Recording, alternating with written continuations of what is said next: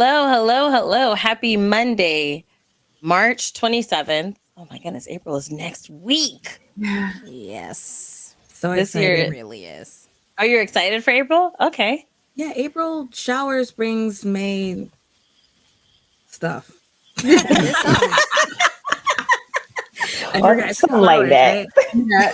I was interested. I was like, oh, okay. What do April showers bring?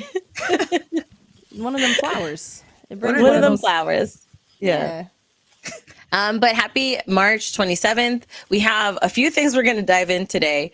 One that has me in like a lot of questions that I hope that in conversation I can find answers to, But you guys saw the title. You know a couple of things we're going to touch on. But before we do, I want to welcome our guests today. We have Lynn, we have Quinn, and we have Shiana. There was like a rhyming thing. I was like, oh. So Lynn, we'll start with you. Go ahead and tell the people who you are and what you do. Well, basically, I'm Lynn. I am the CEO and creative director for Badwaifu. So I'm a fashion designer. Wonderful, wonderful. Yeah. And really, really cool stuff, okay? I bought the pajama pants at DreamCon, and they are comfy. They are literally the best pajama pants I've ever had. I love that.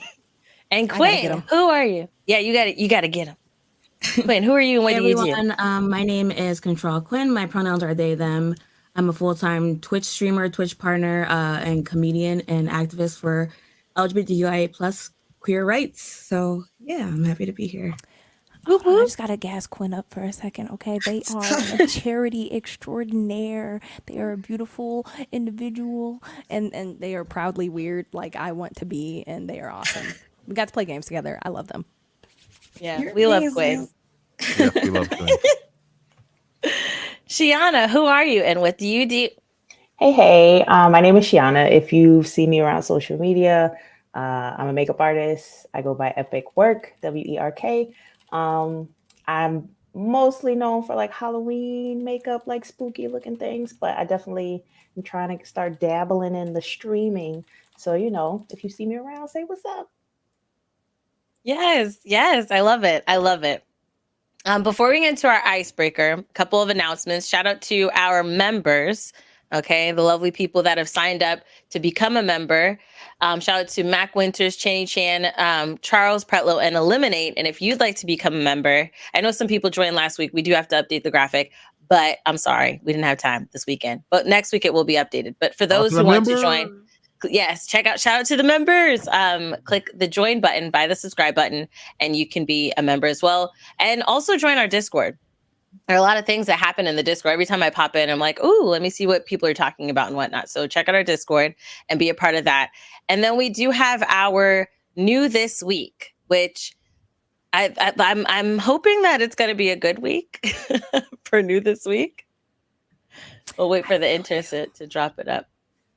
I'd very much feel you on the new. Like sometimes I'm like looking at the weeks and I'm like, ugh. But then other times I'm like, okay. Yeah. Maybe something great. I'll take whatever's first. Then Goofy, you could take what's next, and then Chelsea, you could take the last one. Excellent. All right, go ahead.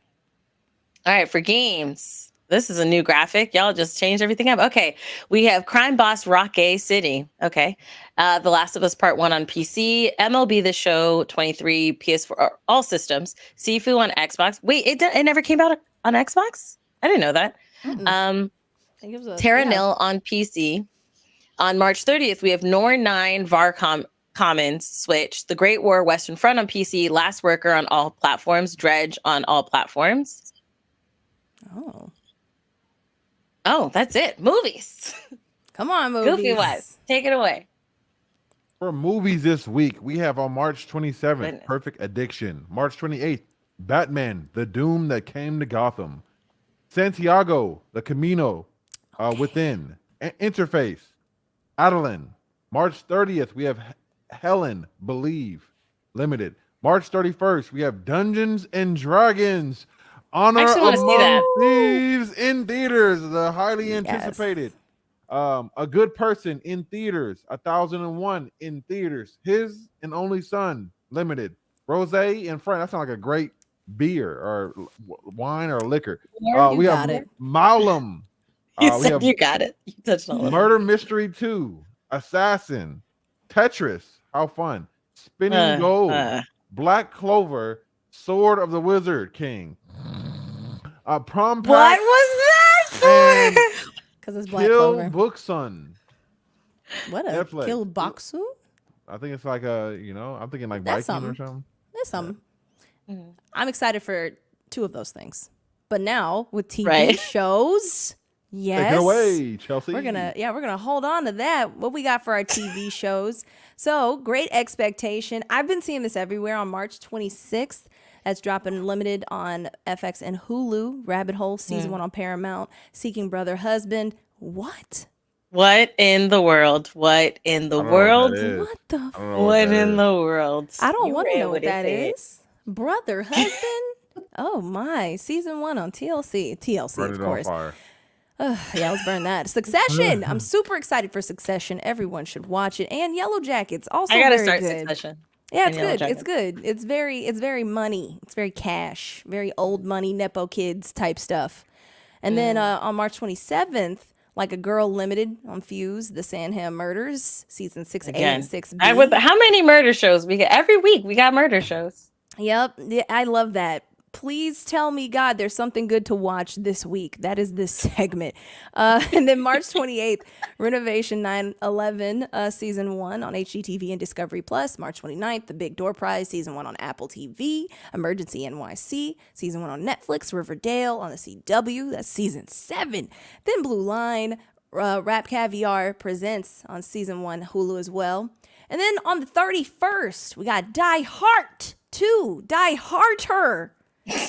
Season 2. Actually, not to be not to be confused with Die Hard on Roku. Yeah. And then Doogie Kamealoha, and that's MD season 2 on Disney Plus, and then The Power season 1 on Prime Video. Man, what a time. And hey, we're not done. There's more.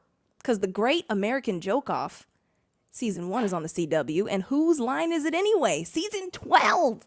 Oh, the show came back? I remember back in my day. Pass it off. Yeah. Riverdale still going. I think we should officially call this segment, Please God, Let There Be Something Good to watch. Yes. Exciting stuff. So many great things. So jumping into the icebreaker, okay? Kind of, inspired by Goofy, but we know what song. Yeah. What is your go-to song or type of music when you're feeling down? What is your... It could be like a couple songs or like a genre of music. You're like, oh, this is my go-to. So Natasha. go ahead. Yeah, Goofy wise, go first. Goofy, go first. You cool. Take your moment, Chelsea. You got it. Please. Take it. What's your name on the plaque? Well, thank you. I'm thinking Natasha Bedingfield, Unwritten. Anything Paramore. Yes. Ain't it fun? Misery Business. Yes. Still Into You. Linkin Park in the End. Breaking the Habit. Nice.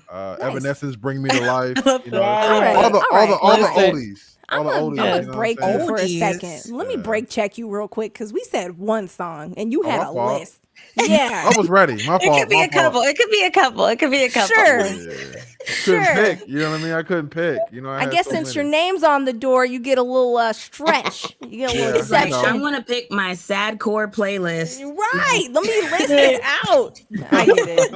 It's important. It's important to have that. For me, it's anything Michael Jackson, especially Off the Wall, because I can't help but not be happy. Listen to that man. I would risk everything for that man if he were still alive. Yeah. I love you. Come back. There's no judgment here. Yes. I gotta make it right. When I was pregnant, we used to play Lady in My Life. I would play it for my baby in my tummy. So that's cute. That's a good one. Yes. For the kids. Beautiful. For the kids. Lynn, what about you? What's your go-to? I'm more oldie and a little bit darker. So Korn and System of a Down. Okay. Go way back. Just everyone just hit their bodies to the floor. Niggas just screaming. I'm here for it. I'm here for it. And Quinn, what about you? So I'm one of those people who like own my sadness, kind of like Batman. So I listen to Something in the Way by Nirvana because I want to be casted as Batman because I think that they need a Black femme, non-binary Batman. I support this message. And lots of Radiohead. That's lit. Okay. I love that. Thank you. I Wow. support it. Now I'm gonna Shiana? go I'm listen to that horrible with after like this picking stream. a song. You can say artists if you're like. Well, I mean, the Goofy Wise playlist got a big chunk of it. Everybody talking about oldies. I'm probably like older than everybody here, but whatever. But yeah, like throwing on some 90s, like my little 90s playlist, so you can go back to when, you know, it was simple when you was making up. Is that as dance old as routines. forgetting is the 90s? Because now I feel real bad for myself. Well, I was just saying that my Right? 90s Is that old now? playlist, but no, Oh, okay. I mean, we can go as far as the age. I listen to everything. I feel Yeah. like The 70s. in my past life, I was probably like at somebody's music festival, barefoot dancing in the mud. So Oh, like yeah, I can go yeah, back I'm to a the hippie. 70s. Fleetwood Mac always just speaks to my spirit. Yes. That just came out up. So I was like, yeah, Fleetwood, I'll let that play. I'll feel those feelings. Those are feelings. That's Beautiful. good. For me, I will say that like down, it could either be Hoobastank, the album The Reason, because that when it starts and you just like my daughter knows it. She's like, I'll play it and she'll be like, I like your rock music. That's what she'll say. Like, thanks First so of much, all, baby. sweetie, Thank you. this is alternative. Don't do me like that. Don't be correcting these I babies love that like there's that. so many like alternative Black kids here. Yeah. Oh, Yes, for sure. yes. This is a vibe. Who introduced It'll be that y'all? or SZA. It'll be like SOS. Yes. SOS has been But my. who introduced y'all to your alternative side? Because I'm learning that there's a trend that a lot of Black moms did it for their kids. Oh, not mine. For me, it was my uncle and my aunt. Yeah, because Really? because they lived with my grandmother, and like my grandmother used to watch us when we were kids, and my aunt, she used to listen to like alternative Christian music, so like DC Talk and stuff like that. But my uncle, he Fray. listened to Linkin Park. My uncle got me into Linkin Park. My uncle got me into like more of the rock music, the alternative music on that side. Okay. So it seems like there's a trend of not what I just said. Great. Family members, you know. I got It was moms in not my my circle. family. My mom gave me like alternative music, but not like it was more like the cat's in the cradle and the silver spoon, the little boy blue and the man in the moon. Oh, coming home. That gave me that kind of shit. You know what I'm She saying? started you off, right? It Yeah, counts. but my eldest brother, he was like, he had me on rock and roll for sure. Like he had me on the part. He would play the Listen. music videos for me and stuff like that, and I'd be like, wow, this is so cool. Cats in the Cradle is a good pipeline in alternative music. I support that message. I was a latchkey kid, so it's like I grew up watching The Box. You know, Okay. you know what The Box Oh, yeah. is? I know what the Yeah. box What it is. was? I don't know.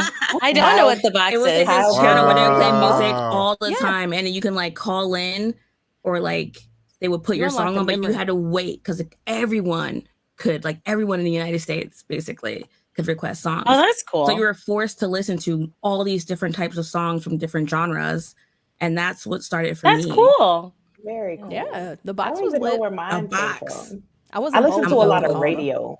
So I feel like I might have randomly got to something on the radio and I was just like, I like how this sounds. Like I was very much the like record my songs from the radio. Oh yes. So On I the was- did you get the Who Just for Me wasn't? tapes and then record over the Just for Me tapes? So I got one Christmas, I got fancy and I got the little Talk Boy effects from Home Alone. So I would just hold it up to the radio, but you got to time it. So after they were like, oh, this is 99 jams, blah, blah, blah, and then you play and then you hope you cut it off before they start talking again. It was Yes. wonderful. Yes. So I feel yes. Oh, I like- used to edit mine when they finally got a little audio Edit? editor on Windows. I was No. like, yes. I barely Oh, had I'm the lit. internet. Everything Yeah, y'all are we- saying is making my back hurt. Right. I would have like the boombox and I'd put the Just for Me tape in there. And then that's what the Just for Me tapes were great for because you could just record over them. And I hit record and play and then record songs from the radio. Well, Made our own like anybody mixtape. watching, if Let's you're get on with relating like let's get on with the news then, since we getting old. I don't want to age I myself was any gonna further. say if anybody in the comments relates to anything that we're saying, it's time for you to get ice Please. cream coming from a makeup Oh, artist. I'm just nah. gonna put it out there. Please The let Just us for Me know. tapes paired with like the recording stuff off the radio gave me like triple PTSD and my scalp burns. Everything hurt. Not the Okay, I was burn. The scabs. My The ears burn burn. scabs. Oh God. Goofy, we don't relate, right? We don't feel that. Yep. Not yet. No, we're These good. No babies. clue. These Not babies. clue. We're good. Fan in These your babies. head. Right? Like just like, okay, mommy, it's burning. It's burning. I'm gonna What you wait 5 crying more for? minutes. I It's can wait 5 burning. more minutes. Burning. All right, so on to the news. Right. The first thing that we have is Amazon cuts 9,000 jobs. So we know like this year, there's been this whisper in the wind about how there's like a recession coming, right? And because this whispers has been in the winds, I feel like these companies are like, let's make it true.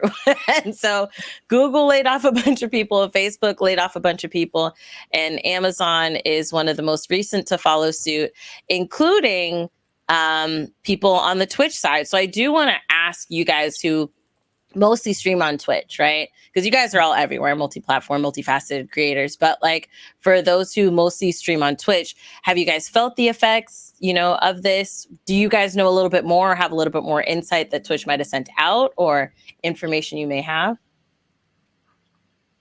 I'm scared to start. I'm trying I'll not start. to step on toes. Excellent. Yes, please. Yes, I've got something to say. So I feel like this whole tech bubble that's bursting right now when it comes to like content creation is something that's this is controversial, but it's needed. There was like a lot of people that they put on and like hired during like COVID and whatnot, right? So we always see it all at once and it's like put in our faces. Like, oh, this week, like all these companies lay these people off because it's like right before the fourth quarter or something like that. And they're trying to cut off that fat that they put on during COVID. That's my perspective. But other than that, like it's a bummer, right? No one should have to like go through that. And I feel like people should be a little bit smarter, but business is business and the economy be economizing. Is that a word? I think it should be. It is today. It is I was It's gonna today. say the same thing. I don't know. Today. I don't know from the Twitch side, but like I work from home and I work in a big tech company. I'm not gonna say who, but I work for a big tech company. And basically the explanation is just like she said. Just like they said, this is when the pandemic hit, online business was where it was at because we couldn't go nowhere. So all the companies had to front load, hire more people than they ever hired before. And now that we back outside, we got to equalize. Can't be paying all these people for less work because now people are not coming to the businesses. So they cut 12% of the people where I work. Luckily, I wasn't included in that. And and after that, it started to like hit boom, boom, boom, everybody else. So they're going to keep on equalizing. And then with recession and the economy economizing, they gotta adjust accordingly. So it won't be the last that we hear about it. It does suck, but it comes in waves. Like this ain't the first time. Yeah. It won't be the last. I always tell people they need to find a recession-proof job because basically what I work in with the IT consultant, but it's different from private sector versus public sector, right? So I'm lucky enough to be in the public sector side. If anyone doesn't understand that, it's basically you work for the government, which is more recession-proof versus we're working for Google and Amazon. And like, on TikToks and other platforms, they showcase this, oh, you quit your job to do something else, or people are scared to have an IT type of job. And like, I just want to elaborate, like, don't be discouraged in like building up your skill sets. Find other avenue, but always keep in your back pocket something that's recession proof. Like if I ever get, laid off of my job, I'm a good cook and somebody got to eat. And somebody needs some clothes. And in tech, you're going to jump around. Yeah, so even if there is a layoff, understand that experience that you have, just like you said, you build up that experience. The next tech company is looking for somebody. So that's where I've been. I'm a makeup artist, but I've been in like big tech for like the past 5 years. And I'm not afraid if they say tomorrow, like, you don't have a job. All right, well, you're going to re-up that resume and hop to the next, go to the competitor. Like you got to do what you got to do. Okay, That's so good. That's a speaking on great that, outlook. From the Twitch side, just to add from my point of view, like they said, I feel like it hasn't really been like a whisper. I think people have just they just haven't seen it coming, because people have been losing their jobs since last year. Like it's been revving up, not like quickly, but the ramp happened like, January, February.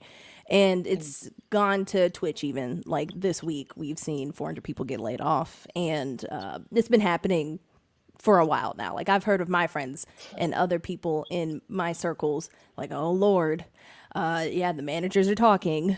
It's happening. So yeah, it's for the past 6-7 months, I've been like on edge, like, all right, so what like sector is this gonna affect in my work? Because I do a whole bunch of things. I'm like, all right, so is my studio gonna be all right? Like the people I worked with in certain studios, are they gonna be good? Are they gonna go down? Are they gonna survive this? And those are just valid questions I gotta ask and adjust and move. And exactly like you said, people are going out. It's y'all's fault. You're going outside. Why are you? You could have stayed in. Could have stayed inside, and we would have been good. How dare you? Are now $20, y'all. See, look, you could have stayed indoors. You got food at home. You had food at home. You could have watched. And you know what would have been? It would have been wild if we could have forced these theaters to stream movies directly to your home. See, if we'd all stayed inside, everything would have been great.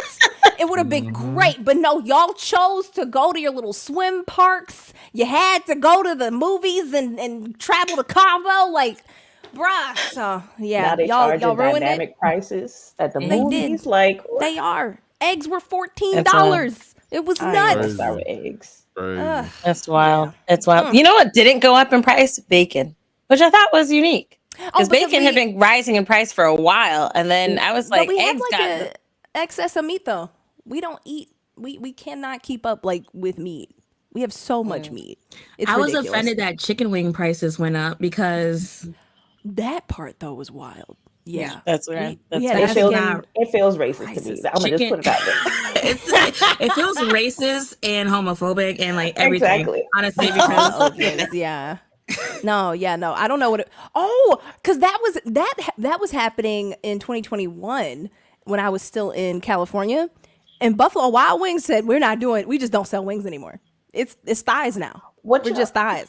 I saw that commercial. It got too expensive. Not Rick Ross trying to sell me Buffalo That's Wild when Chuck E. Thighs. Cheese started selling them rat meat wings. Oh, yeah. Crazy. That was your problem. You shouldn't be eating wings at Chuck E. Cheese. I didn't know they had wings. I just knew they had the pizza. I didn't know they had wings. Pizza and birthday cake they've been doing since '87. Like, stick with what they know. Don't start getting new stuff. That's funny. They're trying to evolve, Shiana. They're trying to evolve. No, I'll put them like Taco Bell and their fries. Domino's wings. Didn't Taco Bell's have wings too? Yeah, I think they did. Yeah, it was either that or Jack in the Box.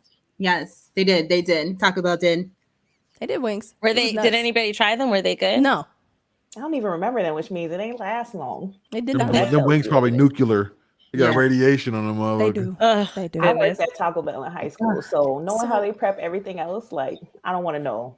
Oh, that's real. No, that's real. See, can I? Even though I don't really rep Taco Bell like that, I do eat it on the side. I just got real. Exactly. I got real important news for Taco Bell lovers. They're getting rid of the quesarito officially in a couple of months. I hate it here. Listen, if you're into the quesarito, mad enough and you tag them enough on social media, it'll be back. Look at the Mexican pizza making its way back into our lives. That was good. Thank you for my Taco Bell sidebar. Oh, speaking of, really quick before we move to the next thing, Goofy, did you have anything you wanted to add about no, the not at all, layoffs? actually. Nothing at all. Okay, not at all. Before we move to our next thing, something I meant to announce yesterday. Shout out to Noir for hosting an Apex tournament. Okay, our very own Chelsea Bites was a host, along with the gorgeous and amazing Mercedes, and they were killing it. You guys had great chemistry, okay? And we had the casters, which was We Make Up Steam and Infamous. They were the casters. Yes. And then we also, which I do have questions because I was like, oh, there's casters and hosts. I'm like, I'd love more information. We'll talk about it in a second. But also, shout out to the winner, okay? We've got Winks, who is the winner Oh, she is Come on, so cute. Winx. Okay, she is so Listen, cute. come through, skin. Okay. Yes, yes. So congratulations, Winx. Shout out to Chelsea Sadies, and well, her official name is Gersades. I keep trying to make sure I say that properly. Gersades, and shout out to Infamous and We Make Up Steam. So Chelsea, this was the first esports like thing I have ever watched. Really? Okay? Ever? Yes. Oh my Yes, gosh. in my whole entire life. Whole Okay. thing. It's the only thing saw you or the pop in. first. Yeah. Yeah, I popped in every now and again because I had a meeting at like 4, but I watched from like 3:20 to like 4, and then I popped back in after my meeting. And so when I saw you guys in the chat, I was like, wait, okay, are they? I was confused. So explain, like host, casters, explain to me. Only Christine could ask me these questions, and I'm so happy to answer. If it was anybody else, I'd be like, now really? If you don't go.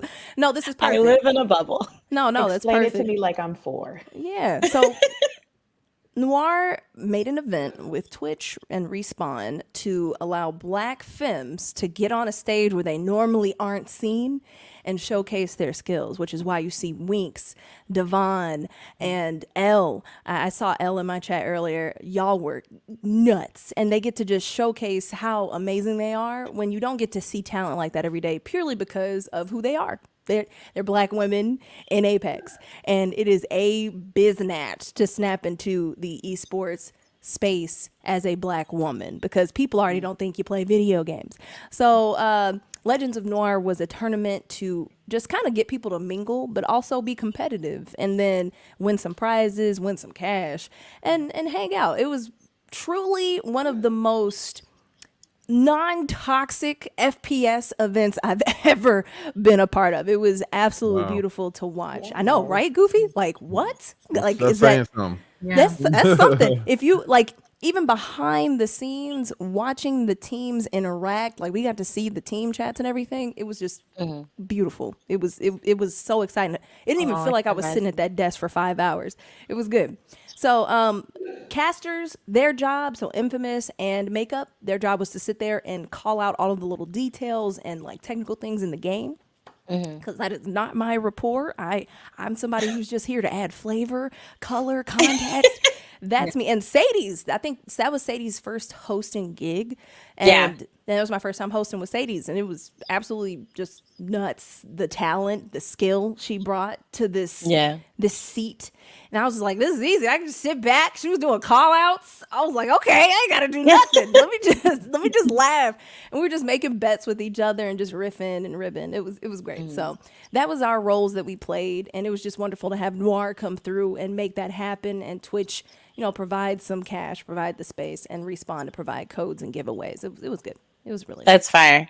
Now that you said it, I feel like now I understand it, because like from the football realm, you have like if you're watching football on a channel, you have like the 4 hosts that are talking about the thing, but the play-by-play, when you mention play-by-play, I think of the 2 guys that are standing together, talking while the game is going, and then in between like commercial breaks, you've got the 4 hosts talking. I got you. Okay, now I understand. All right, thank you.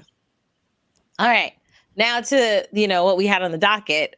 I want to jump to this I'm nervous about. Okay, so this is former Marvel producer Victoria Alonso fired for reportedly being the cause of a toxic VFX work environment. So with her, right? the problem. She was That's what. So this is all allegedly, right? Because we're the article we were reading is from Game Rant, but the person who broke the news is Chris Lee. On his Twitter, he was talking about how he's got so many sources saying that she was apparently singularly responsible for Marvel's toxic environment. And that statement itself reads cap to me. Really? You think it's a scapegoat situation? Yeah, I think she's biting the bullet for sure. I don't think it's like, I think it's a widespread industry problem, and I think they just try to shoehorn her with all the problems. Scapegoat. Yeah. Because mind you, she was fired allegedly fired for something else, right? Because they have an exclusive contract, and she allegedly, and I have to say allegedly a lot, produced another movie, and allegedly that may be the reason she actually got fired. But it seems like an opportunity was given, where they're saying that it's the fact that it says singularly responsible for the toxic work environment That of part. the VFX PR, work. good PR right there. Yeah. Yeah, so they're gonna blame this woman because it could have been a woman or a man, right? But she was the one that they're like, hey, you're gonna take the hit or the fall, because we've all talked about how we work, right? And when it comes to a big corporation, like Marvel is a big corporation with many departments, mind you, she was head of a few different things like animation, VFX, stuff like that. And to say that she was singularly the reason for the toxic, I highly doubt that. Because whenever it comes to toxicity in a workplace, it's normally not just one person, it's a couple of people, right? Or even the way that one person has put out rules and the couple of people uphold the rules and whatnot, right? But to say that she was singularly responsible, come on. That makes absolutely no sense, because it's like you said, one person does something, but people have to support it for that to spread, right? One person just can't be the toxic one and everyone just bends. No, it starts people from the around top, them too. fold. Exactly. Yeah. Right. If you're allowing it to occur and there's no kind of reprimand for you just being an awful person in general, and you're allowing it to happen, and other people think it's a toxic environment and you allow that to keep going, it's everyone. Yeah. Right.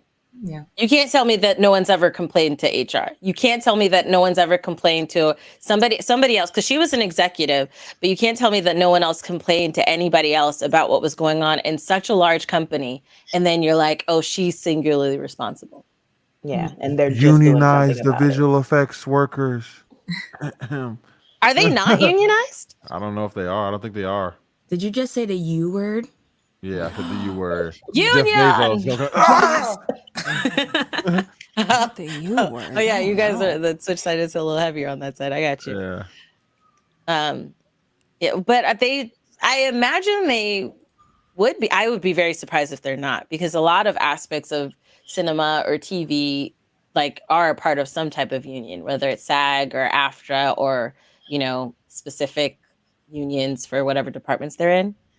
But I don't know.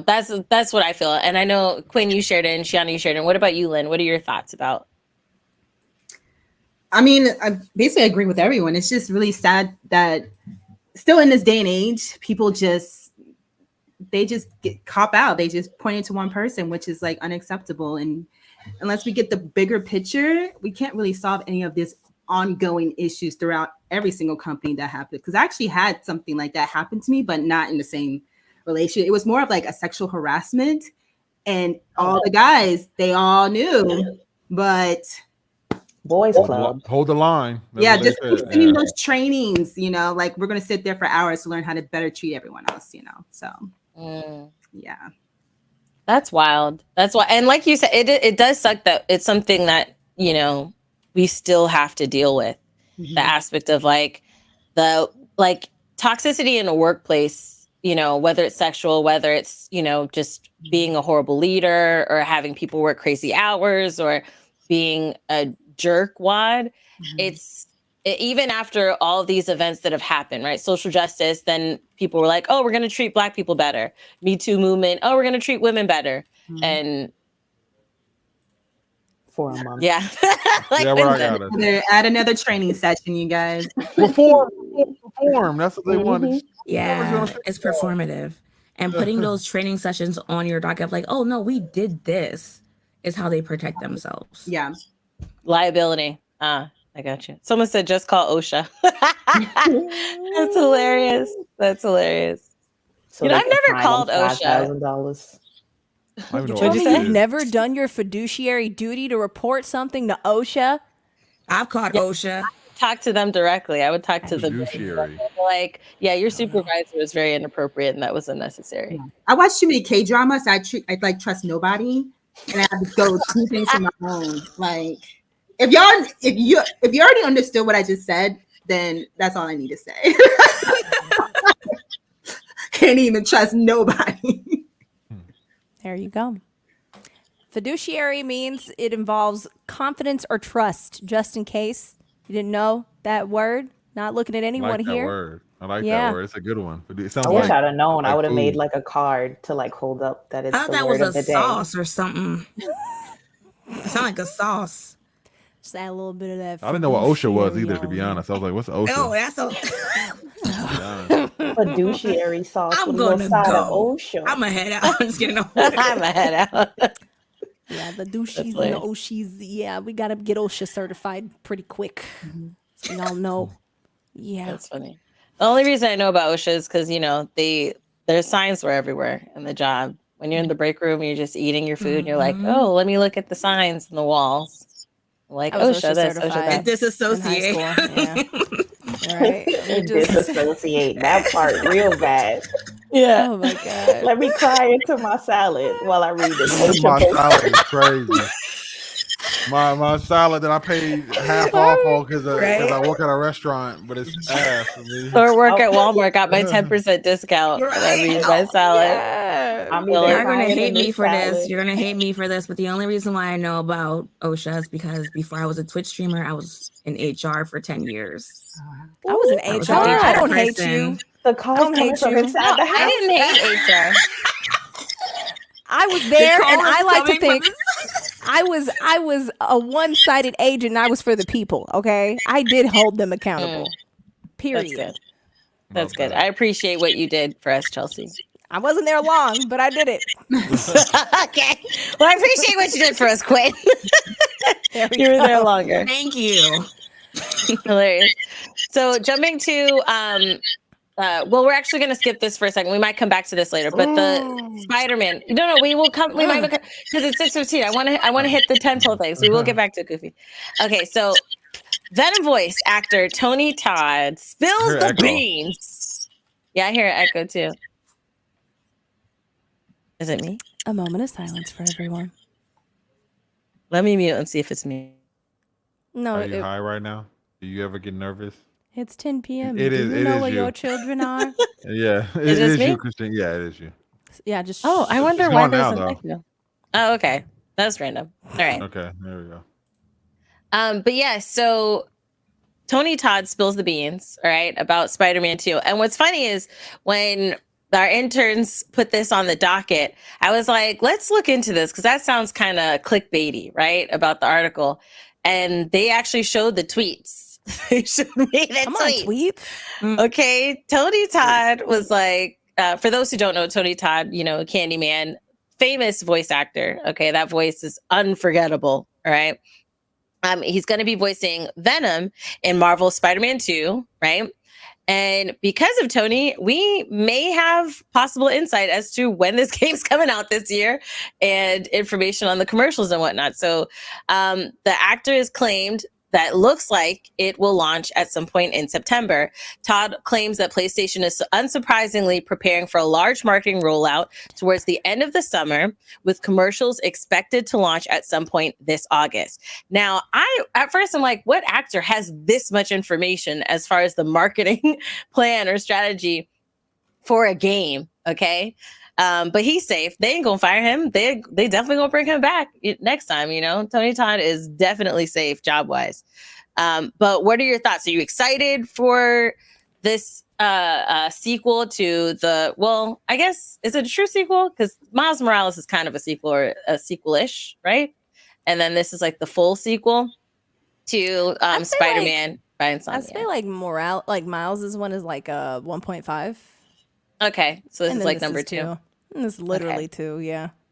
Are you guys looking forward to this time? Of course. Okay. Yes. I never played the original, so You don't have Interns, to. remove his camera. Interns, remove his Okay. camera. No, you don't have I'm just to. kidding. Did you play Miles's game, I Goofy? didn't get to play the original either, so y'all could. no, I didn't play Miles' game either. Okay, No. that one you gotta play though. Y'all Yeah, Okay, at least- I'm just not a. I mean, I gotta love play Spider-Man. Miles. I grew up with Spider-Man, and I love the Spider-Man games growing up. I just never really caught back on after a while. I don't know why. I feel you because they were Yeah. not great. Yeah, not really. This one is epic though. Like the first, Yeah. I feel like, mind You feel you, like Spider-Man. yeah. Well, you feel like Spider-Man. Hello, you feel like Spider-Man, but also like Chelsea. Don't come at me for this, okay? That's my preface to this Get statement. her. to make. Theater. But like the epicness you feel of God of War, I think this is like the Spider-Man version of that. Like when you play Spider-Man, there's like this epicness that you feel that is similar to God of War. That true, Chelsea? I don't agree at all. But I'm just gonna say I'm gonna agree to disagree with you. Okay. Everything you just said. Okay, It's the epicness. It's epic. There's an epicness to this. So no. First of all, I have to take it all back. Kratos. Oh, here we go. Spider-Man, sure, he's gone through some things, but there's no video game that Spider-Man has ever had that's captured the pain that Spider-Man has gone to the extent that Kratos has. So this is a 3-part. Kratos has gone through a 3-part epic of some of the hardest, like God gave him some of the toughest struggles you will ever see. Lord, he had to fight. He had to fight. He had to fight. You are fighting the gods. And what Spider-Man game are you fighting the gods? Yes. Like what? And it's just not comparable. I'm sorry. Who is playing those spirituals right now? That was beautiful. That was exactly, yes. Why don't we all just start chiming in? Everybody add a little piece. I'm in Liz starts church. singing. I'm We like, in yes. Triangle. Somebody hit the triangle because it was getting. I have to roll it back to That's a around Green the offering isn't basket. within arm now distance. I will not say that like the improvement, like the game is just more impactful for sure. Like compared to like where y'all started, it is very impactful, it's very emotional, and it's very like it's a nice holistic experience. Not to take anything away from the newer Spider-Man games. They are very good. They are very, very good. Just don't ever compare it to God of War ever again. Think about coming out of your mouth. That's hilarious. That's so hilarious. God. This is why I preface what I prefaced. Okay, Yeah. if you don't know, God of War is one of her favorite games. Okay, if you couldn't tell, God of War is painful. Back in does the hurt. day, back in my day, it was puzzle games. That part. This was stressful. It was stress. Spider-Man was relatable because we all been a web Through some slinging things. kid in the city. I don't know what Rayman used to stress me the fuck out. I'm like, with them big ass Rayman. shoes. Oh, Right. No arms? you Like, jump fucking higher. Damn. But no, like y'all didn't have a good like Venom or Carnage in any of like the Spider-Man games. I don't think y'all ever had that. So Do we have that's one why from the I'm- movies either? I don't know. If Not even that. Yeah, that's why Eric I think. Foreman as Venom is killing me, man. Yeah, I think That was that Tony Todd, aka the confectionery Candyman. sweet father, yes, And he had a list too. Eric Foreman had a list. He was like, the "I'm coming for confectionery you, sweets father Spider-Man." is going to be a great Venom. Did you see the movie that came out? Like the Venom movie? I watched all of them.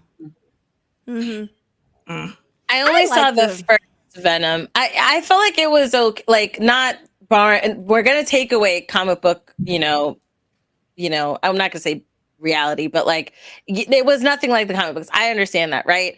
Yeah. As a movie, I felt like it was okay. There were things that I enjoyed, and then there was a lot of like, wait, what? Wait, what? But yeah, like you said, I'm excited for the new game. I loved it. Like Miles, I cried. Miles, I Yes. bawled at the end I of cried Miles. too. Such a great game. It's Such a really great good. game. And Tony Todd. And then in this game, we're gonna get both Miles and Peter. I'm hoping that there's gonna be some multiplayer opportunity there, but I doubt they're gonna do it because games these days, for some reason, just hate us. Let's get more multiplayer stories, please. Come on. Back in the day, we could do that. And online multiplayer stories. And it doesn't have to be exactly like super massive with like Yeah. House of the Ash or whatnot. I love those games, but I don't like that. Okay, you're in when you're streaming, it's difficult because you're in a different story than I'm in when we're Yeah. playing like House of Ash and in the Quarry and things like that. But if we could get more, you're one character, I'm another character, we're playing through the story together type of thing. Like Cuphead or Shaolin Monk, Mortal Kombat, when Liu Kang and Kung Lao went through the whole game and they were playing with each other. It was fun. But yeah, Exactly. There are multiple like multiplayer experiences that you can have. Like Gotham Knights tried to do the separate experience where you can do whatever you want, but y'all are still playing together. I wish people would still appreciate the couch experience. Like, let me play a game with my friends on the couch easily. It doesn't have to be like, it's okay to do the split cam thing. It doesn't have to be where I have to have two separate systems to play with my friend. There's so many ways to handle it. But yes, you're right. Venom should have been rated R. I see you. Yes, it should have. It wasn't? No. And that's why it was like they PG-14. made it work. They made it work though. They took some Did we not liberties. see blood when he bit heads off and stuff, or did we just not? Did I just fill it in with my mind? Like, No, he did not... bite heads off, but it was done in a way that it could still be PG-13. It was like blood noises. Yeah, it I don't know what wasn't that means, but you know what I No, it- mean. You know what I know what you mean. I know what you mean. Yeah. Yeah. It Takes Two is a great game. You're right. I see you. But yeah, That we're was excited. accurate. I'm excited. That for was very. Spider-Man I would 2. like to hear that noise again. The blood noise. Do the blood noise again. Perfect. Perfect. That's Dance. spot on. Blood noise. Dance. Love it. Love it. Love it. So hopefully he's right, and I hope that that it is going to be August, and I want it to come out in September. Would it be my game of the year? It would be my second game of the year, but I'm really looking forward to it if it comes out. The next, I want to hit another tent pole, right? Power Rangers 30th anniversary special coming to Netflix. Put the graphic back up. I was trying to read it. Okay. Mighty Morphin Power Rangers. That's why I wanted to make sure it was Mighty Morphin, because I know that some of the characters are not from the original. I think only the Black Ranger and the Blue Ranger are from the original. The Pink Ranger's from one of the other ones, if I'm not mistaken. But first question I'm going to ask you guys, Power Rangers. Did y'all watch it when y'all was younger? Yeah. I wasn't on it season by season and episode by episode, but I know it wasn't for girls, so I could only watch it when my cousins were watching it, but I love that shit. Oh, no, not Jamaican household. We were able to watch it. My mother, she was for you. She didn't care. No, I'm just kidding. No, she cared. My mother cared. I love you, mommy. I love you. Just joking. What's it like being up there on your tall pedestal, Christine? I'm short. Okay, don't come for me. All right. Oh no, you're higher than me right now. Up, looking. Let me get down. About your good childhood, and they let you watch all the shows about your good childhood, Christine. You know what? I'm just gonna claim that. I'm not gonna tell the truth. You must have had a good time, Christine. Listen, we can't have all of us have trauma. One of us had to have a good one. That's the right. Power Rangers trauma is real. It ain't gonna be me. I can tell you that. It ain't me. Is there? Can anyone raise their hand? Was there low or no trauma childhood? Low. Wait, what's the scale? What's low? Are we doing this right now? I don't know. I don't know if we are. No, we don't have to say exacts. We don't have to do no details. About Power Rangers? But I don't think anyone can say they had no trauma. Well, can people say that, or is that just my work reality? People say Power Rangers trauma specific. I was allowed to watch Power Rangers when I was a kid, but when Christmas came and I wanted Power Rangers toys, I didn't get them because they were for the boys. But I was forced to watch what my brothers watched, but I didn't get the toys. That's trauma. How dare they? My mom raised me and a boy cousin, kind of as my brother. So, and I was a tomboy. So we watched all the things, and I have a picture of us dressed up like Power Rangers because if we both got good grades in school, Power Rangers came and performed. I was born in Birmingham, Alabama, and they came to perform in Alabama, and we got to go, and we have front row tickets. And let me just disappear, bro. Let me get out of here. And they were running around, and the putties came and they saw us dressed up and took me out of the seat and sat down to act like they were hiding. It's a core memory. Really nice. That's really nice. That's so cool. That's my happy place that I reflect to. That is amazing. Dive into the trauma too far. Your happy place from earlier. This is your happy place. Yeah. Can I have a taste of that? Just a bit. A morsel. It's slowly disappearing. I would Chelsea, where love you at? some of that. That's Just the a framed, little. That's the framed picture that we show. We're not gonna deep dive because I don't You want to took start crying. pictures? We- Oh, Yeah, it's literally me and my cousin in the front yard of this country house in Alabama, like posing like I was the Yellow Ranger. Like you couldn't tell me otherwise. Okay, so that was going to be my next question. Which color ranger were you guys? Red Blue. I was pink. I was Billy Red because I'm a nerd. I got the glasses. Yeah, And everyone I've dated since You do looks have the just same like glasses. Billy. Yeah, this is why I got these just for Billy. Billy is Aw. dope though.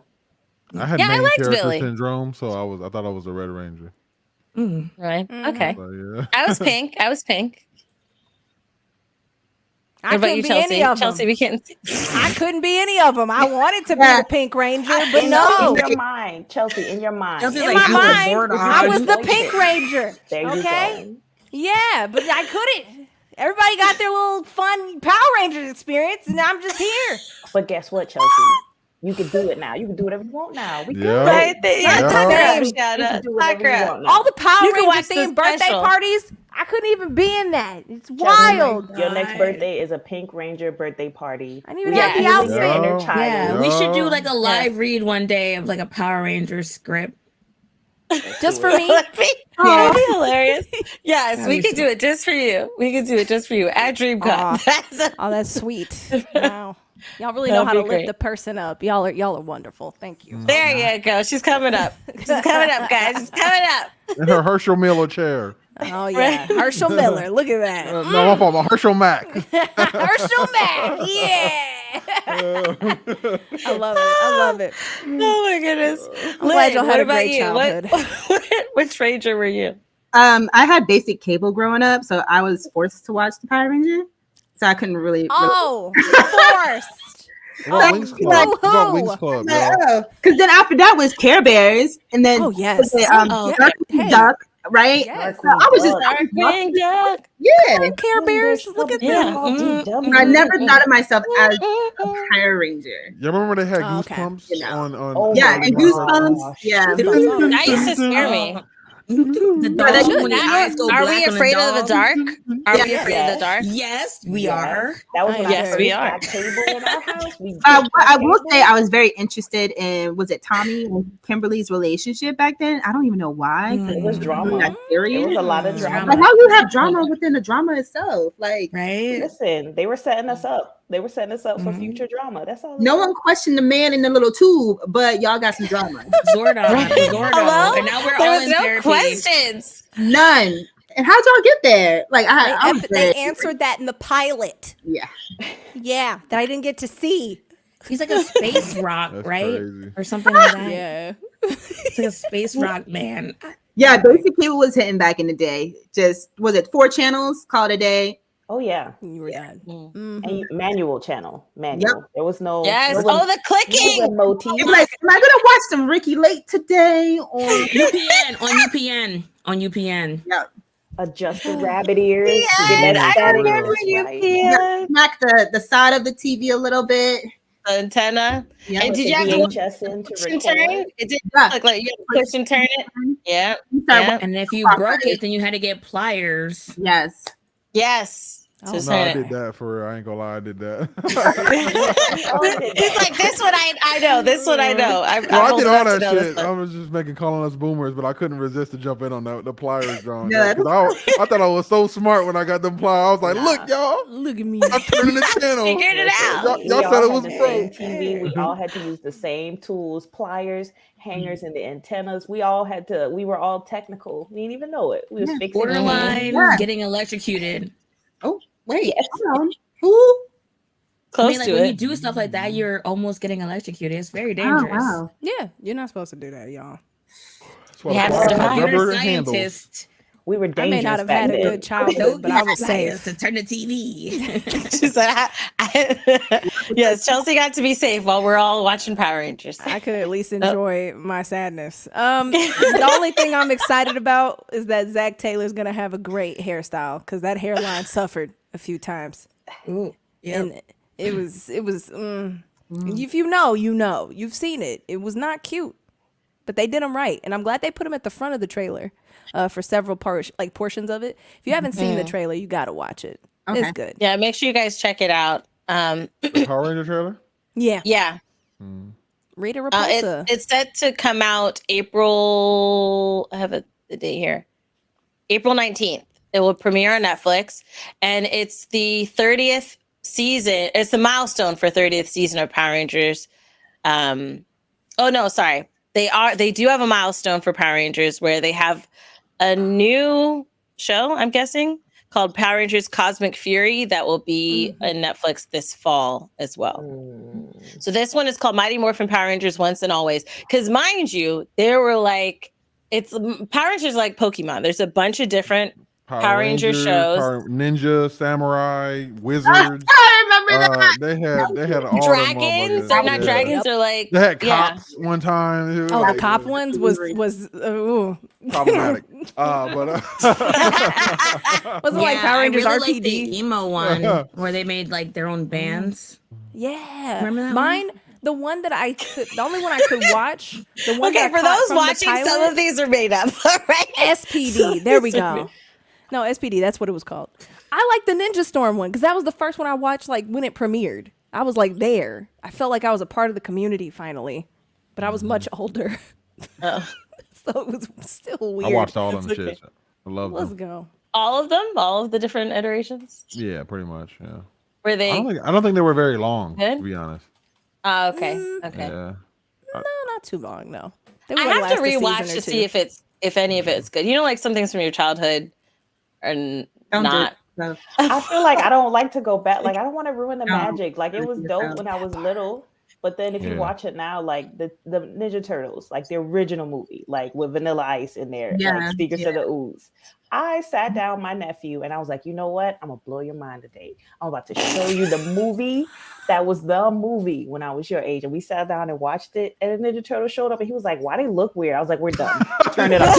What you're not going to do is talk about my Ninja Turtles. We're not doing this. No, they look weird though. Why they look weird? They That's do. what I They think do. when I They're look back at it. Like, we didn't have CG in those days. People had to be in makeup for Practical hours. effects, okay? Sweating. All right, practical effect.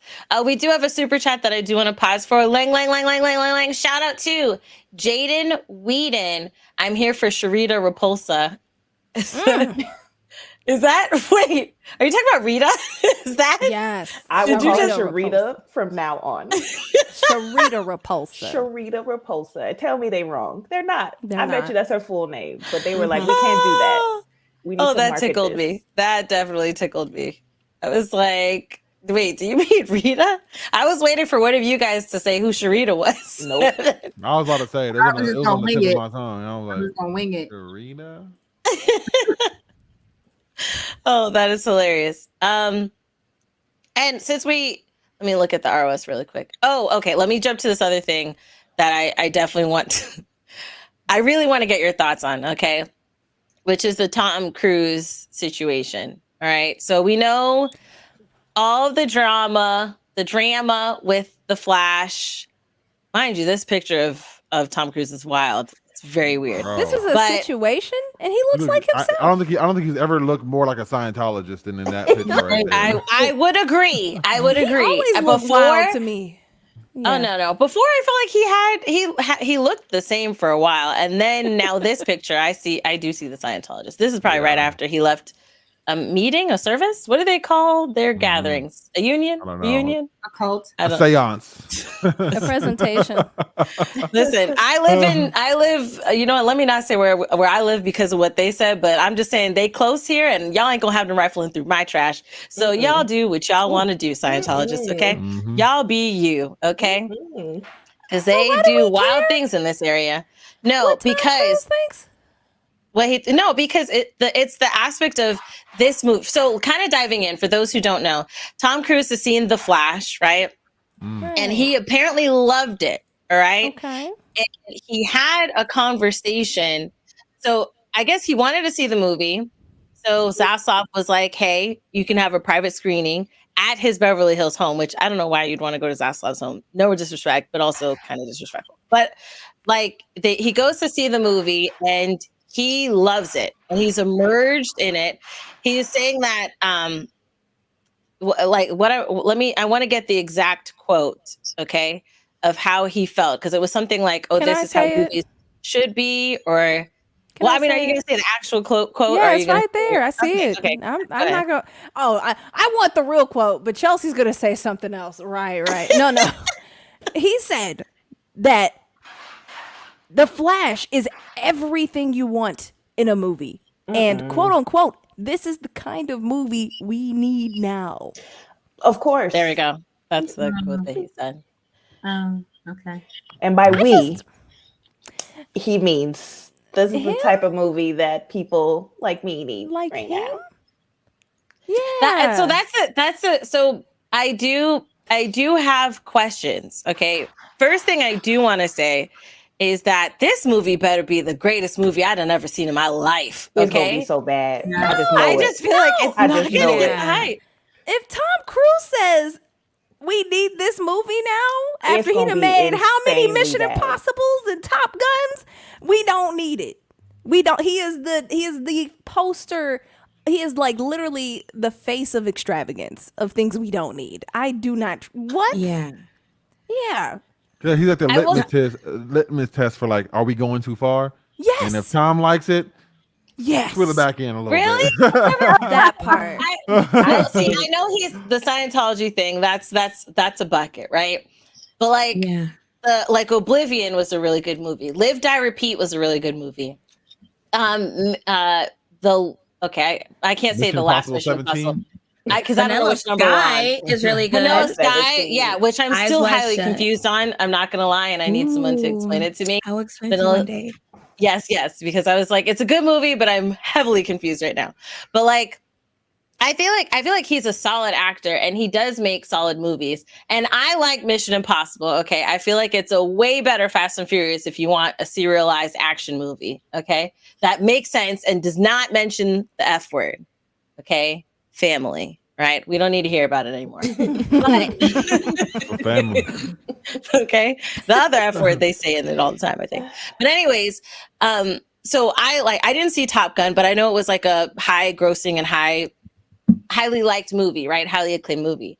My thing is, it's not that, okay, Tom Cruise has the ilk where, okay, if Tom Cruise likes it, then I must like it type of thing. Yeah. But it's the mindset that he wanted to see it so bad. It's just this is an intense situation. He wanted to see it so bad. He saw it at the CEO's private screening at his house and then had the statement of, this is the movie we need. I'm like, what is this movie? Forget everything. Forget the kidnapping. Forget the beating up at random restaurants. Forget all that stuff. Because this movie is the movie we need. My mind is just blown. It feels like the marketing team kind of went in on this to make sure, like, you know what, let's set it up to where somehow we're going to let the CEO know that old Tommy wants to see it and we can set up the screening. And then, you know Tommy what? Boy. They probably hyped it up the whole way. And when it was done, he was, they were like, okay, if you want to release a statement about it, we're down with that, because I feel like it's going to be so garbage that they were like, we're going to have Tom Cruise say that it's amazing so that everybody can flock to watch it. So that premiere is going to be good, but that drop off is going to be insane because I'm like, what is this movie? What is this movie? Because even through everything, right? When Zaslav was like, oh, we're not going to release Batgirl, but we are going to release Flash. And they're like, oh, we're cutting out cartoons, but we are going to release Flash. Oh, HBO is going to get rid of all this catalog stuff so they don't have to pay royalties to these projects anymore. But we are going to release Flash. And I'm just like, James Gunn, hey, we've got a new DCU version, but we are going to release Flash. I'm like, this movie has to be. I think that the nature of the movie, considering that they're probably going to touch on the Flashpoint paradox. Yes. And, all the multiple timelines and stuff like that, they're probably going to use it as a vessel to reset a lot of the things that have already happened. You know what I mean? Like, oh, this is a new timeline now. And then you got James Gunn coming in. He's going to get everybody on the same page. You know what I'm saying? So it's like, and not only that aspect of it, but the nature of Flashpoint Paradox it's a beautiful story. I'll be honest. It's a great story. I love it. It's a great story. You know what I mean? So like, I can see it being good for that aspect, but also for the utilitarian aspect of, oh, we can use this to, we start the timeline and start fresh with DC, but it'll do it in an organic and more fun way, I guess. So. Yeah, but it ain't the movie we need though right now. Like I think Tom was just saying everything and anything. This is the same man who jumped on Oprah's couch. I will say it every she will time. never forget it. I will never What was he forget doing that. on her It couch wasn't love. anyway? he was was very doing- happy He was about talking Katie about Holmes. Katie How Holmes. he was in love with Katie Holmes. I love Okay, my wife type energy. Chance energy. He had his shoes on though. Man couldn't take off his shoes before he jumped on the couch. Right. Like Fuck it your was not couch. protected. I feel like I Dog agree with whistles? like Goofy about like they're trying, like this is an important plot line in the universe for this like story and how it's going to connect other things and kind of like give some like fresh air into this like Flash like time paradox thing. But also Ezra Miller, they did a lot of stuff that is controversial, and I feel like the people who got the pockets, the money, they're trying to save it as much as they can. So like, if Tom Cruise says it's a good movie, it's gonna pop off, right? Yeah, So yeah, Do you yeah. think he has that whatever- heat right now? That Tom Cruise has that heat to put butts in With seats? the older I white think folks. it was wrong. with the but white folks, yes. Yes. How sure. many Oh, people okay. did they Him. ask before they asked Tom Cruise? You Top know, Gun streaming because right I don't now. look at Tom Cruise and think like this is someone who speaks for the people, like you Right, said, right. right? I don't think of him in that way, but Tom Cruise, above all anything, like he's very weird, but he is definitely a good showman and actor and like action man and trying to bring that money. That's what it's all about. But yeah, it's an important story. They don't want to waste that money. So they're spending I money to make agree. sure that people get in the theaters. But Quinn, how much money is Ezra Miller worth? I don't think he's worth it. Like, or they're worth it. My bad. They have done just so much. It's been a lot of stuff. It's a nonsense. rap sheet for It years. is. It is a rap sheet. And like, that's one thing that like I really stand by. Like, just because you belong to like a marginalized community doesn't mean that you're absolved from any wrongdoing. That doesn't make you a good person. Bad people do bad things and they should be held accountable. But in our climate right now in society, it's like, there's this sensitivity of like trying to call out people who belong to marginalized communities for doing bad things. And I feel like, I know, right? It's not The accountability. fair. And It's even not like the fair. mental health thing, because after situation number 5, they were like, oh, you can't do this to me. I have mental health issues. And it's like, that doesn't, as people, a bunch of us in here suffer from mental health issues or mental health, things, and we've got our things, right? Situations. You heard our Get Thank Better you, song Christine. list. We Thank you, suffer from Christine. I thank you. Put me in that boat. No, you're right. Let me just put it all out there. Hey, everybody. Yeah. It's like they're trying to like triple protect their investment. They would rather put it out and hire Tom Cruise. Right. And like get all these Hollywood reporter articles out and stuff like that. Reporter articles. Yeah. Reporter articles out instead of like just shelve it because they don't want to lose their investment. Yes. No, I think it's going to be important for the pivot, like pivoting for the franchise. And yeah, like you said, there's no way they finna shelf that. That money. You know what I'm saying? They gonna get that bag for sure. They were just lucky that they needed their character for this part. For this portion. He was like the worst person to go wrong at the worst possible time. Exactly. It's like we got to see it through, my boy. That's what they like. It's starting to. So then I want to Sorry. ask this question. No problem. Well, question I do want to ask, because we all agree that Tom Cruise is not the person that we're like, okay, Tom Cruise said it. Okay, I definitely got to see this movie. My mindset is just really blown on what's happening here, right? But who would be an actor, right, that you would be like, okay, this person saw it, and you'd be like considering it? It doesn't even have to be like, oh, I'm going to buy my ticket now. But like, which actor, if they had done this similar thing, that you would be like, you know what? Okay, I might consider it. Shit. Wait, I'm Angela confused. Bassett. Wait, you're saying that's actually good. Viola you're Davis, saying yeah. what my line is? No, what like actress or what actor? actor or actress would have had to have been like, instead of Tom Cruise, if it was like, who else could it have been for you to who do I consider? trust? Denzel. Yeah. Right. Denzel. Oh, for sure, Denzel. yeah. Denzel. Yeah. That's a good one. Denzel. It's Denzel. Is it Hello? Denzel? It's Denzel. Okay. Is it Denzel? Yeah, Not he said it Denzel? himself. Yeah. Denzel. See, we've been saying it wrong for generations. Okay. Sound better with Denzel. Yeah, so whatever. Denzel. Yeah. Like Raven. Raven. She said her name is Raven Simone or something like that. I think. No. Not Is Raven. it Simone? My mama called him Denzel. I'ma call him Denzel. That's what It's my good mama enough called for him my that, too. mama. It's good enough And for my mama me. I love me some Denzel. Denzel, yes. Yeah. Oh gosh. Okay. Denzel, aka Denzel, would be a good one, and then Angela. I agree. I agree. Angela. What about you, Quinn, Chelsea, Shiana? I feel like Angela's a good one, but if we got to do somebody different, who's been in good movies? Oh, Mahershala Ali. If he said it's a good movie, it's a good movie.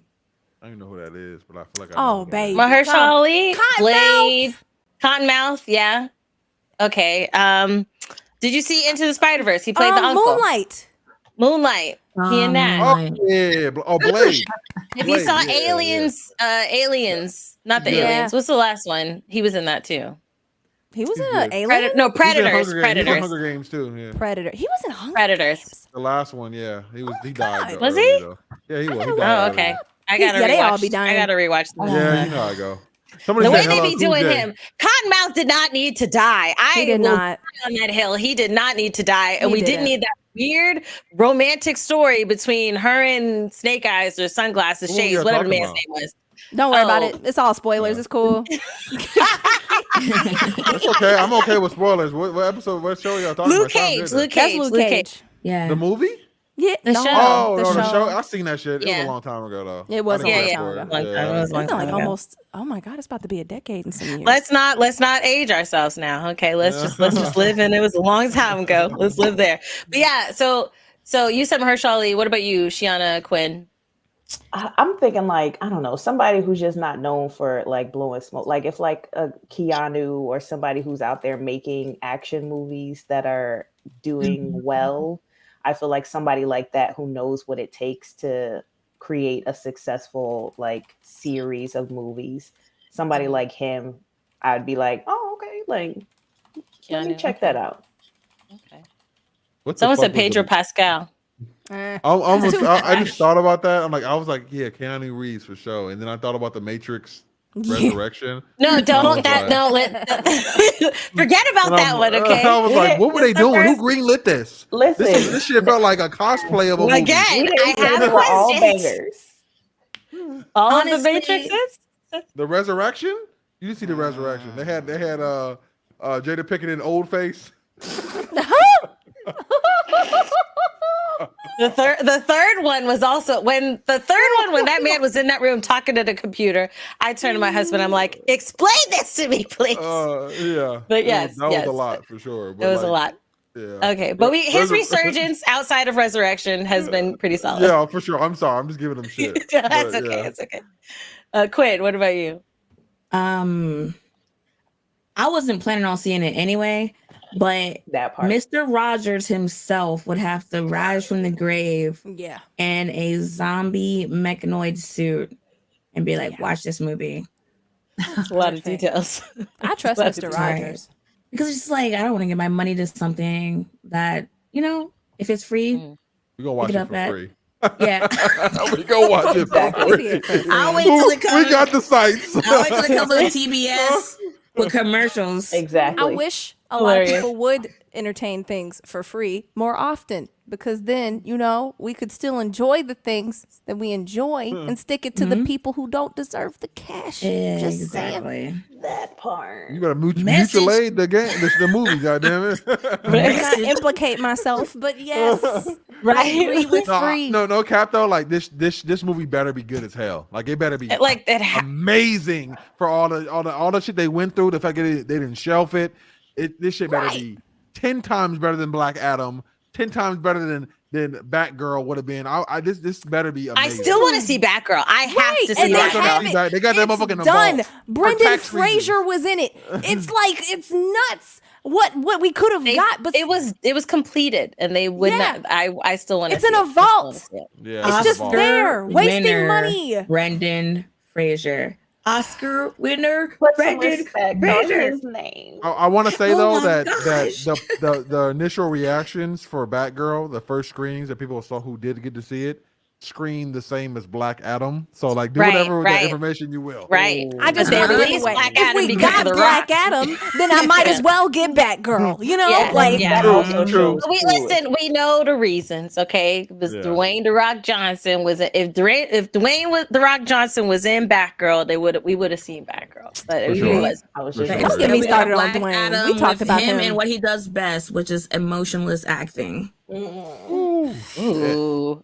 Sorry. That's a great segue. That's a wonderful segue. Okay. Swarm, all right. So that was the show that we were like, okay, it was only 7 episodes, 30-minute episodes. Wait. Are we segueing to Swarm right now? Or are we going to talk about my boy Shazam? No, we are not brushing over this. No, I saw it on the ROS. We're discussing it. Okay. Absolutely not. Okay. Zachary Levi Let's went hear on it. too many live streams for us to just brush over this. Chelsea Let's said, I will talk turn about it. this car around. Yes. You- Yeah, yeah, no, she we are did, turning she did. We Well, are turning this this. movie, this movie came out. This movie came out. Yeah, but No, it came dead ass. out- It came out. Yeah, I think we read it in the new this week. I think last week or the week before. Yo, Yes. They Yeah. lost so much money. They no, lost. that's crazy. That movie. They Yeah. actually made that movie and it came out. That's crazy. I didn't even know. Yeah, it was So much nuts. so the director said he's not going to do another superhero movie. I don't blame him. Who hurt you? That's a lot of money. This Is it movie Megan did. Good in that? Megan Good's in that, right? Yes, she is. Yes. And she looks good, girl. I Yeah, didn't see the Megan Good movie, and but Shazam and she nobody looks. watched it. Yeah, no. So it cost $125 million to produce, and it grossed $35 million. Boy. Ooh, somebody hurting right now. Somebody hurting. A lot of somebody's hurting. Is that still the current number? Because I know that's the number as of This was interest. If you can find the posted- current number too. This was 10 days ago, so it's probably recouped a little more of that over the past week. But opening box like less than $65 million. We knew. Hold on. We knew Wow. it went downhill when they had the commercial and showed that Wonder Woman was in it. You showed your spoiler in the commercial. We knew. Okay, like the Yeah. pre-order sales were abysmal, and they were like, they got to try to get more butts and seats. Yeah. And so they It's showed her in ridiculous. the DC commercial. always ridiculous. just always No. lets me down. So I already knew. I was like, man, I know, I get it. A movie does well, and you're like, all right, let's make another one. Let's try to recreate. But sometimes you got to realize, like, we did it. Just let it be that great movie that we talk about, and leave it be. Not throw 125 million in hopes. I heard this I was don't- exactly the same as the first one too.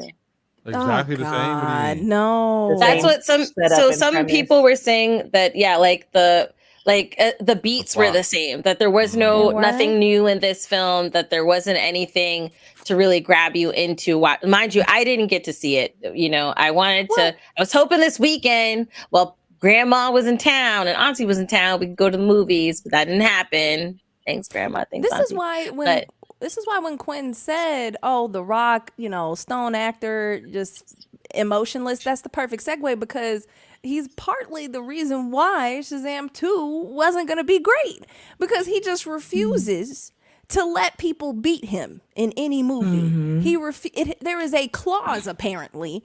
Hopefully, this is just an unbased rumor, but apparently it is like a Vin widely Diesel known. clause. Yeah, Yeah. you just can't beat the guy. Like, he doesn't want to take an L to anybody unless it might be Superman. But look what they did to Henry Cavill. So that's not happening. And it's literally the whole point of Shazam was that Black Adam, Shazam, they've been talking about that empty chair for movies now. And we still haven't put him in it because he doesn't even want to be near Zachary. And did y'all see when Zachary went on Instagram and was like, yeah, you guys, John Wick 2, I know that movie's coming out, but Shazam is going to be much better. It's going to be so much better. It's a family movie. It's not so much, it's not so gritty. It's going to be far better. You see how you already laughing? Like, Well, I'm also laughing because the way that you moved your mouth, I'm like, that is kind of Zach right there. Oh, You did it. bro. You did the Levi. It's The Rock really holding like, so he basically ruined Shazam too because he didn't want to be a villain in Shazam movie. Yes. He wanted to be Yeah, that Mhm. is Or that's at least he's wild. like an antagonist. Like at the very least, they set him up to be like this weird good guy. And sure, he is a good guy to his people. That movie made no sense. The turnaround made no sense. It had no. I'm talking about Black Adam. Yeah. The Yeah. stakes. There was no like. It was disappointing. There was good action set pieces, and that's where I leave that. And I was happy to see my girl be in this beautiful storm thing because I remember her from that was Netflix pretty. show, and I Yeah. loved her in the Netflix show, and I wanted to see her in another show. It was And beautiful. but I think outside of that, my favorite part was that they referred to these Justice League offshoots as like basically colonizers or gringos, and I was like, yes, I think we should talk about that more. How Americans just stick their noses in places when it's convenient to them. But that was really like the biggest message in that whole movie, and that's it. But yeah, And there was a few quips and jokes. exactly. Oh, wow. yeah. But I digress. So hold on, really quick. So the interns came in and they said worldwide right now it's at 101 million. Domestic is only 45 million. So even though the past 10 days from when this article came down, which is now 15-ish days, yeah. I just don't know why any investor would invest in this movie. Like, I don't know who's watching these movies or who thinks it's like, are you so detached from what people are thinking and watching and enjoying that you think that Shazam 2 was finna like pop? Like, I'm sorry. Not like without Zachary and like imagine The Rock and Zachary fighting. Like it would have been That would have been a much better that story. would have been cool. Yeah. It would It would have been a better cool. story because that's the thing, isn't he? He's his villain, right? He He's is his his villain. villain. Literally. He was a like when in the first Shazam when the actor's name, I forget the actor's name, but I just think of him as Who from Guardians of the Galaxy. But when he was the wizard, he said there was somebody that they gave the power to, and they wish they hadn't. That was Black Adam. That's who they were nodding to, and he is Shazam's villain. It's kind of like the middle child syndrome or like bad sibling kind of story. Like, you got the powers that I should have got. Or I should be the loved one, not you. And I'd watch that movie. have this. I'll be honest, like the way I've seen like the cartoon DC version of a Black Adam where he comes and fights like I think it's the Justice League or whatever, but Shazam is obviously a center in that. And the way he dies is actually cold as fuck. Like he kind of he doesn't even get defeated really. He just like, all right, I'm done. Y'all niggas got it. Whatever. Shazam. You know what I'm saying? It was like it was cold, bro. Like I think that would have been cool as fuck for sure. It would have been so cool. So some people did mention Dr. Fate. Yes, Dr. Fate was amazing. Dr. Fate was amazing in Black Adam. He carried that movie. Yes, I love Dr. Fate. I did forget about it. And I thought that I was going to call him Eagle Boy, but that would have been disrespectful. You mean Hawkman? I'm calling him Eagle Boy from now on. Eagle Boy? Eagle, man. I love that. Not even Eagle Man. Hawkman. Eagle. He's a hawk Mind man. he's gorgeous, okay? He was gorgeous, and I love the melanated gorgeousness of him. See, I don't remember his name. I just remember his face. I didn't even watch Black and his Adam. to be arms. honest, Joe. You didn't see it? No, I was like, Go on YouTube. You should. No. It's on He HBO should have Max. died at the end. He should have died at the end because he I thought he was going to. Right? They should have let him It would die. be a good movie, to be honest. You should just get on YouTube and just look up Dr. Fate clips, and that's all you need. It was Say less. beautiful. Say less. It Oh, was Chelsea, the you the best. plug, huh? It's Hold really on. the best The representation of Dr. Fate. I will like, say today. the opening sequence when you got Black Adam against the helicopters, and it's like this mindset of the trope that happens in action movies where there's a bunch of guys and there's one person they're after. That person they're after kills like 50 of them, and then there's still like 51 more people that are like, hey, maybe I'll be the one that'll take him down. So that happens in the beginning of this.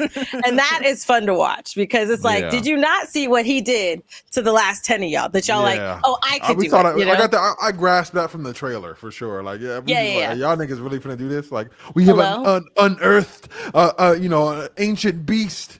And like y'all, we're gonna go hand to hand. We are shooting at him very closely with automatic weapons, and he is unfazed. But you know what? I'll be the one to take him down. That's the so American that's way, fun to watch. You know? That's fun to watch. He was the one thing I did appreciate, which could have been good for Black Adam, was that he was brutal. Like he was really like as he was supposed to be. He was brutal. Yeah. And if he had just like I could have stomached the Rock part if he had just like, stuck with you know, just dealing with the fact that he was gonna have to meet up with Zachary Levi someday, or going with a real plot line. Like it's such a what is with actors being like, because the thing about being an actor, right, is the fact that you get to like be a part of this, you know, normally unreal, unless it's like a biopic, right?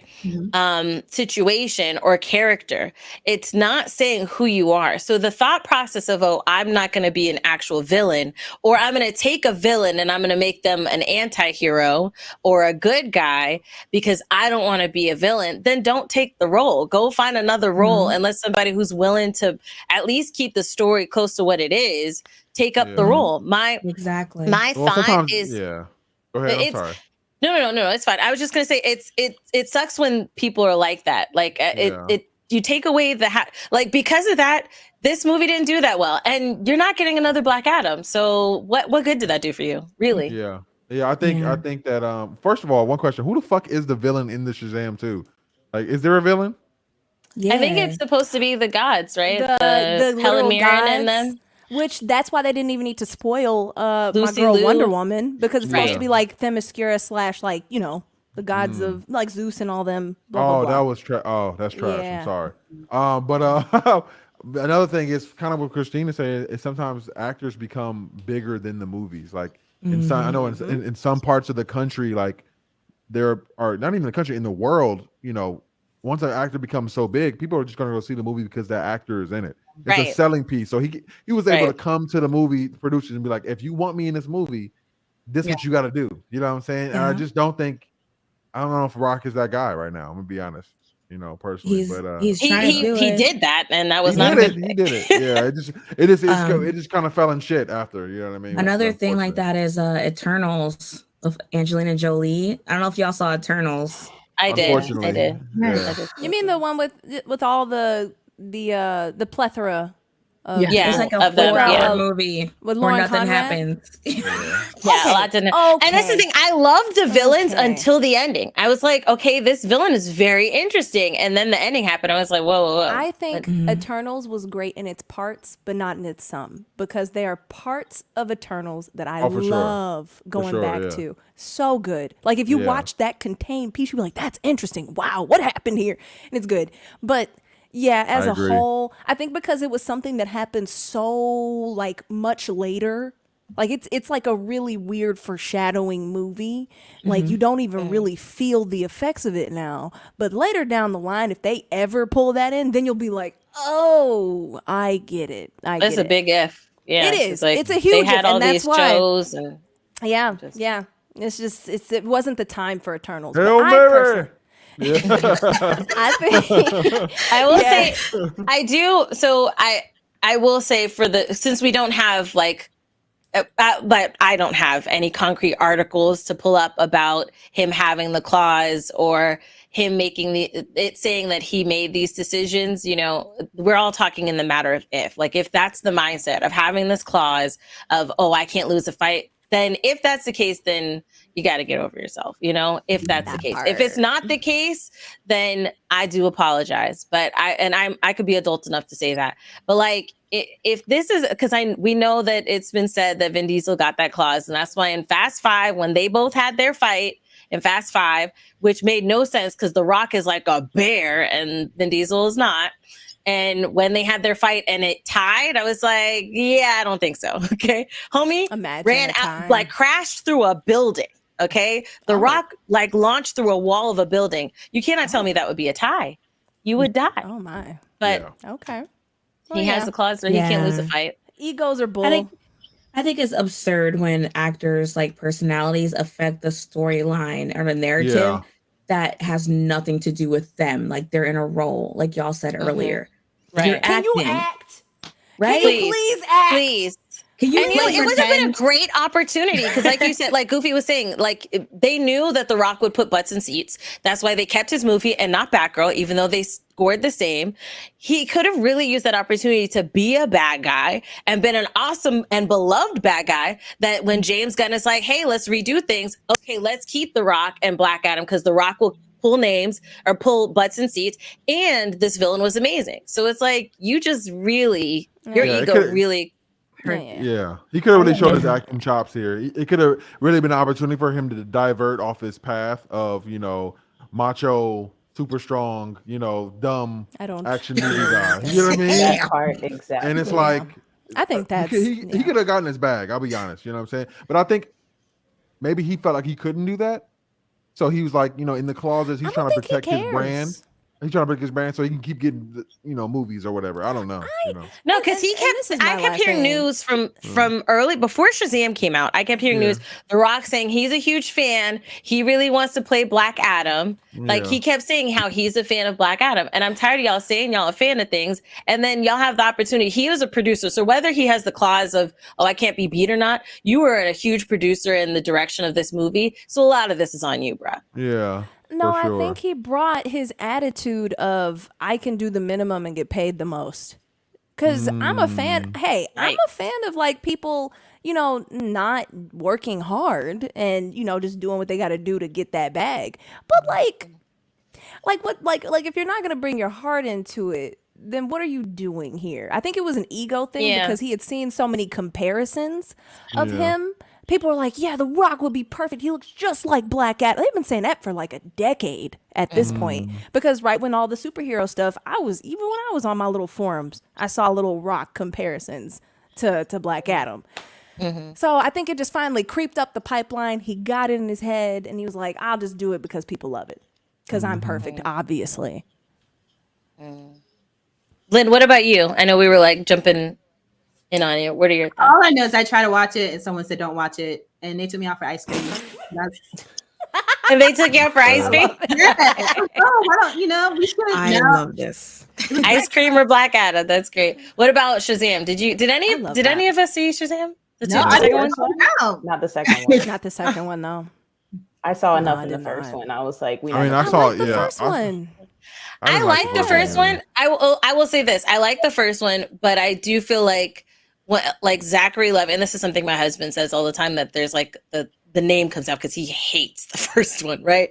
But the aspect that Zachary Levi acts way more like a goofy, immature child than the kid that plays the child. Because the kid that played the child, he had a chip on his shoulder and he seemed to be like not as like immature and goofy, just like young. And then Zachary Levi, when he was like Shazam, it was like he was way goofier and immature. So let's talk about the that. First one. Now, kind of flipped on how it is. The first one was great. Okay. Yeah.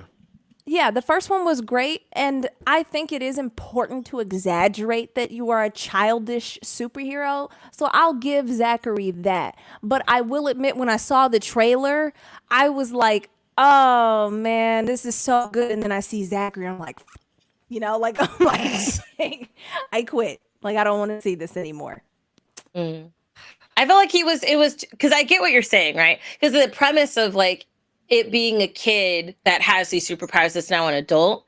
But I feel like the acting between the two were very, very different, very like polar opposites. It seemed like when he was the adult version, that's what his friend, the one that was he in a wheelchair, I believe, right?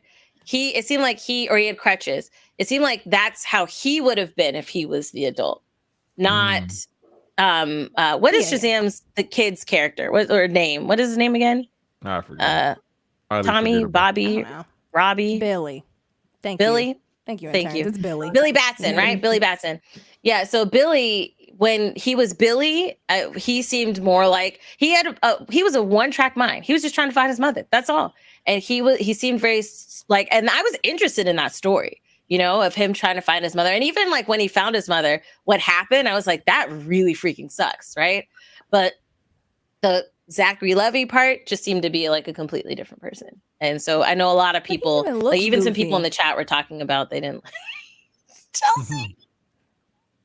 I mean, like he doesn't bring like he has, it's like it's everything but like that one. It's like that one little like you're just playing too much because he has the look, he does, you and playing he too has. much. But yeah, And not he in the cute plays a way. little just Oh, Like, you playing too yeah. much. No. And I can't lie and be like, if we had to pick like the top actors, I mean, of course he would be like one of the first choices because he just fits that look. But it's like if he could just pull it back just a little bit, because he's been doing a whole bunch of childish like shows. He is for a while. Like, overacting. He is overacting. yeah, like he was entangled. Like he does a lot of. He's great when he's voice acting. He started off with that over exaggerated stuff, and I just wish he had pulled it back, and I would have loved him more. But I can't agree. take it from him because, yeah, I mean he fits it. I think he fits it. Unfortunately, almost too well. yeah. Those who are. Yeah. Or if they had just written Billy to be more of like that, if it was more seamless between Billy and Shazam and like Zachary, I think would have been better. Yeah, I can see why you said Yes. that. Yeah. If they All right, just so synced, 'cause now the kid was great. Yeah, I I like the love kid. him. I thought he was But great. It was dope. Yeah, but now that we have touched the Shazam thing, we Thank wanted you. to make sure we listen. Yes, Boo, for you, we will do it for you, Chelsea. Swarm. All right. Well, hold The on. We're not going to TV talk about Teenage Mutant. I'm just kidding. Oh, I'm just kidding. Goofy, I got you next week. I got you next week, Goofy. I got you next week. Swarm. But yes. Swarm, yes, Swarm. All right. So for our guests, typically for our show reviews, we'll say what our rating is out of 10, and then a word or phrase to describe how you feel or what you think represents the show for you in your opinion. And that's the non-spoiler review. And then we'll dive into the spoiler and the breakdown and all that stuff. So we will say, how many B's, okay, out of 10 B's would you give this series? Shiana, we'll start with you and we'll just like go backwards. I'm gonna give like a solid. I'll give it a 7 B's. Okay, 7 out of 10 B's. For Okay. me. And what's your phrase or statement that you would say to represent? I think it does really well in the juxtaposition of like the hive mentality and tying that into like the crazy side. Like I love horror. So I think it was a good blend of a real thing like hive mentality and a little bit of crazy. I like A lot that. of crazy. A Okay. lot of bit of crazy. I did like that. We'll go further. Yeah, we'll dive in. Quinn, what about you? I'm gonna go with a 9. Okay. For Nine. B's. Okay. And I'll also like tap into that vein of like it does a really good job at like showing what the hive mentality is about when it comes to like people being fascinated or obsessed with like artists and famous individuals. But the main T is that it gives you a different perspective of a Black femme person dealing with mental illness and like psychotic tendencies or of a serial killer. And I think that's what makes people so uncomfortable because they're not used to seeing something like that. Okay. And that's what it's all about. Like, so I think that's it's so good. It's so good. So yeah, 9.5 B's. Okay. Lynn, what about you? I haven't seen it yet. Oh, you haven't seen it? You didn't get to see it? And I haven't seen it yet. Okay. Do you mind spoilers? No, I don't. Neither have I. Okay. Oh, Chelsea hasn't seen it? Okay. Goofy, what about you? I haven't seen it either. I feel like that's a lie because I thought you said you saw it last week. It is I was like, wait a minute. I think you said it last week. You seen it, okay? But I would say that my rating. I'm like, did anybody watch it? It was all the first show. I would say it's an 8 out of 10, and I would say honest is the word. Okay. For me, I would say I'm gonna say a 6.5 out of 10. Wow. I'm gonna say a 6.5 out of 10. You always be going the opposite direction, Christine. I live in the opposition. I live in the opposition. But no, a 6.5 out of 10. And Right. I would say my phrase, I have two phrases. One is, what the hell? All right. And then the other phrase is, who's your favorite artist? That's my second phrase would That's be. a great one. I think from now on, I'm just going to ask people, who's your favorite artist? And see what they say, see what they reply with. But that was our non-spoiler review. We're going to dive into spoilers. Okay. So spoiler. Spoiler!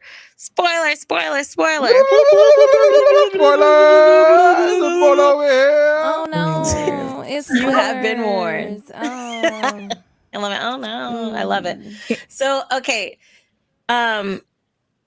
With this show, I will say the pros. I like the idea of kind of this air of holding people accountable to what they say online, because that is something that, because that there's not a lot of accountability when it comes to like Twitter, you know, a lot of people just say whatever they want to, right? She was holding people accountable, albeit the biggest extreme way, you know, because they ain't gonna learn no lessons. They dead, you know, they ain't gonna learn the lesson.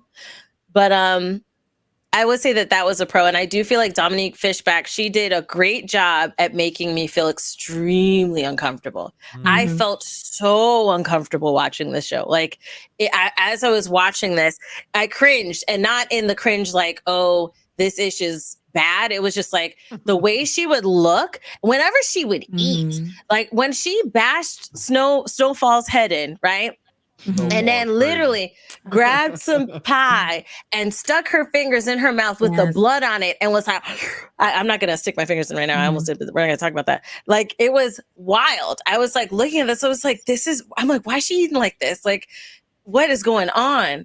Another thing, I've never seen this many white peas in my life. I'm just going to say that, okay? There was no warning. None. And my daughter was there, and I had to cut it off and try to watch it later because the one smushed on the bowl. Oh, yeah, with the strawberries. Oh, yes. It's like strawberries. It was that.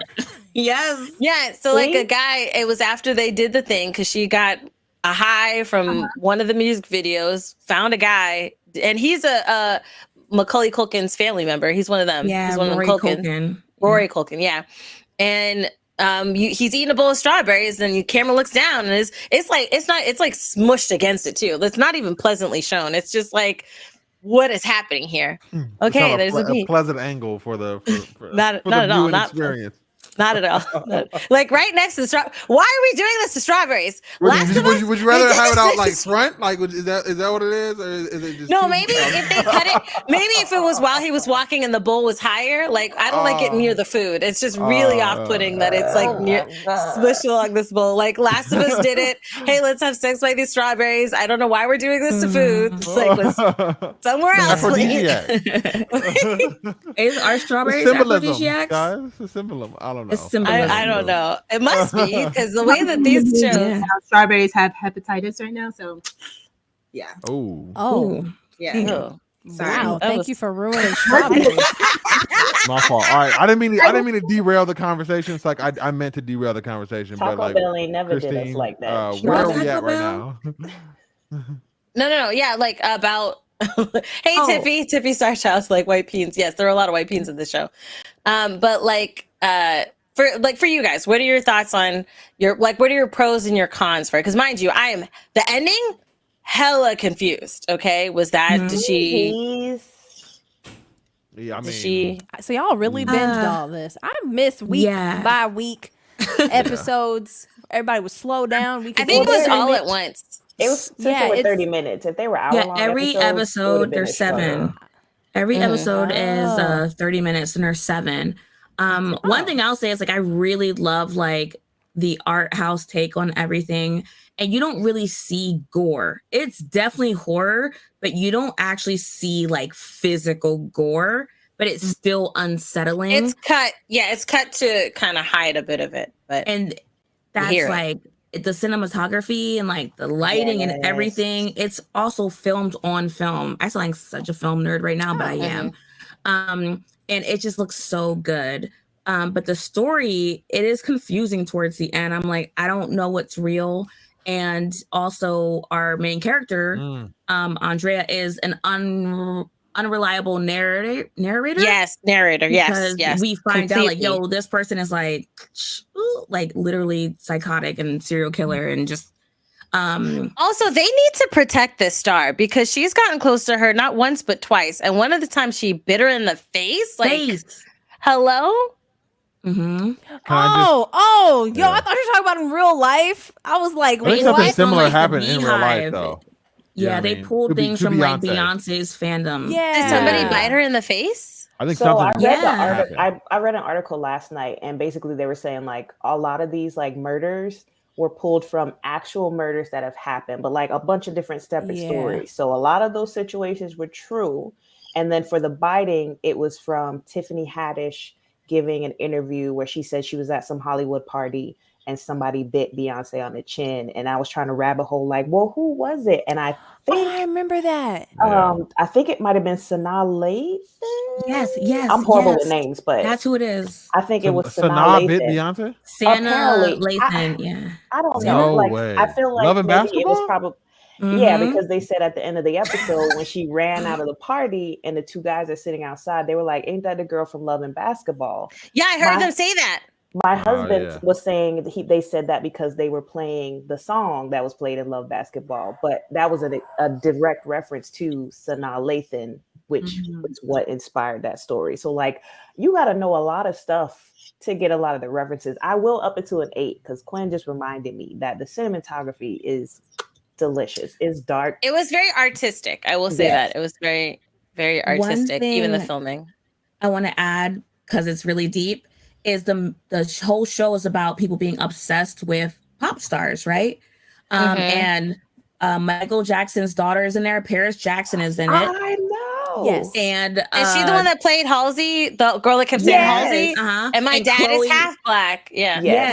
That line was written just. What's her name? Paris Jackson? Who is that? Paris Jackson, Michael Jackson's daughter. Oh, okay. Chloe Bailey is in it, who is Beyonce's protege. Yes. And Billie Eilish is in it, who is a literal pop star. All those things are intentional. Start with that. Let's talk about that episode, okay? That episode was Billie Eilish. Fire. Yes, because I was like, okay, all right. This is because, mind you, when she came to this place, right? Hello. She came to this place. I was like, okay, you a crazy black girl and these white girls are crazy. This ain't gonna be good. All right. When they were in that room and they were like, when she was like, you felt the cult energy when the girl was like, hey, can you put some water on for the thing? And she was like, can you do this? Can you do that? And it didn't feel like it was like, even the way that they responded wasn't like, it was like, okay, she was, what did they say? She was like the executive of the company, the women's empowerment thing or whatever. But it felt, I was like, it was giving sister wife. Like they were all, I thought they were all married to each other for a second there for, when we were going into it. Those people made her feel safe too, right? Those were the first people she trusted and was like, I'm going to stay here for a while, and lost track of everything. And then you find out later how she like was in foster care and dealing with like white like social workers and all these things. So it kind of made sense that that's where she like kind of was like, oh, I'm going to forget about all my psychosis and like trust these like white women who are like hypnotizing me. It's like mad deep. And they went with her crazy too. I feel like I immediately knew as soon as she showed up and was like, oh, I'm staying at a friend's, blah, blah, blah. I was like, all right, music festival. I get those vibes. Like someone was like, you can just stay with us. We all trying to get there. But as soon as they showed up and they started saying the names, and I was like, this feel real culty. Yep. And then it just around naked proceeded. I was like, okay, no, this is what it is. But it was the fact that, yes, it's a cult. They're weird. And they were fine with her weird. So yeah, you finally get somebody that's accepting of you. But at the same time, like while they're accepting you, they're trying to find out all your stuff. And as soon as they showed that they cleaned her car, I was like, baby. Yeah. Yeah. When her car was clean from the blood, which also, who did she just kill? But it's like they clean out the blood and then they're like, oh, did you hurt somebody? And then she said, good. When she said yes, I was like, oh, this is. Because they want to weaponize. The trailer. Yeah. Also, I haven't paid attention to Billy like in acting roles. And I was like, you know what? Is this their first one? I'm glad you brought that up because that was her first. Because I think she's very much overrated. She just makes me sad. I'm gonna be real. I appreciate her music. She makes great music. But when I dive into like her albums, I get away. Like I have to listen to her in a certain I have to be in a mood. But it's blowing my mind that everything y'all are saying, like from the fact that it's about a show about, over basically putting these people on pedestals, which I do think people hype Billy up a lot. So already, boom, number one. But also, she playing a role a little too well. Like, what's going on here? What's happening? Yeah, she did a great job. Because at first I was like, is this Billie Eilish? I was I like, wanted to hate on her so bad. I'm gonna be honest, but she did a great job. I want to be like, yeah. here's a little nepotism, baby. Knock on it. Get her the fuck out of it. I'm like, damn, she killed that role. I'm the When she same snapped way. her fingers, I'm not gonna deny skills ever. Yeah. I'm not gonna lie. When she was Yeah. snapping, the episode gave Get Out. Like when she was like snapping, I was thinking about that teacup. Every time she snapped her fingers, I was her thinking about that eyes are teacup. so hypnotizing. They are. I think that's Yeah. her vibe though. Like her vibe, just along with the music and everything, like it's always a dark vibe. And I always feel like folks, like even with like comedians or artists, like anybody that's able to like tap into like that dark vibe, they always do very well, especially when you put them in like a drama or something like that. And I was the same way. I was like, okay, we're gonna have all these artists giving special performances and like it's gonna be garbage. But I was impressed. Like I was like, okay. And that Paris episode, also, because Paris, like, hello. I didn't even know it was Paris until after. Closeness. Talk about personal space. Heifer. This heifer was on her bed eating pizza in her underwear. I was like, lady, we don't know you. But that was the thing though. Like, I feel like, I don't know. I feel like a lot of people know that girl that's just like that. And I feel like she embodied that whole role. And I didn't even know it was her until I started reading articles after.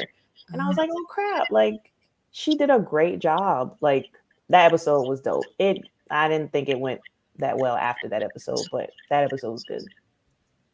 I was surprised with the car. That might have been the best episode of the series, in my opinion. The Billie Eilish one? Yeah, I think so. It was really good. Just to touch on some things you guys said earlier, I think that the acting in the show was truly superb.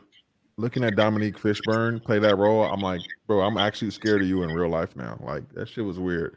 You know what I mean? Like, she played that shit almost too well. You know what I'm saying? It was definitely too well. Fishback, Dominic Fishback. Yeah. Too well.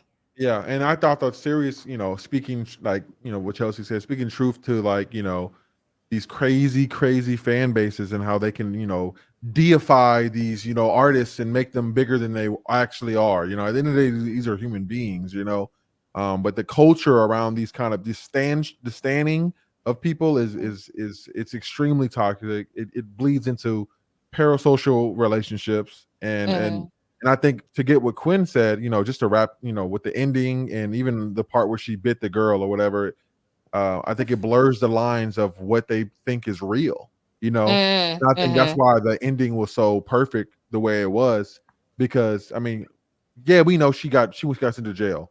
You know what I'm saying? That girl it didn't go like that. You know what I'm saying? I thought of the Dave Chappelle thing when they tackled that guy and he had a knife on him. I thought of the Dave Chappelle thing. Yeah. Yeah. So like, I think it was like, basically showing like, this is a message on what these people think, like, you know what I mean? And how it's not only weird, it's dangerous, So. Yeah. When she went on that tangent. Oops, sorry. Oh, I just wanted to say something to Christine, because like you had brought up about the weird obsession with like food and the pies. That is something, I don't know how y'all feel about true crime, because I be watching lots of true crime. That's a thing that a lot of serial killers have. They have these weird fascinations with food.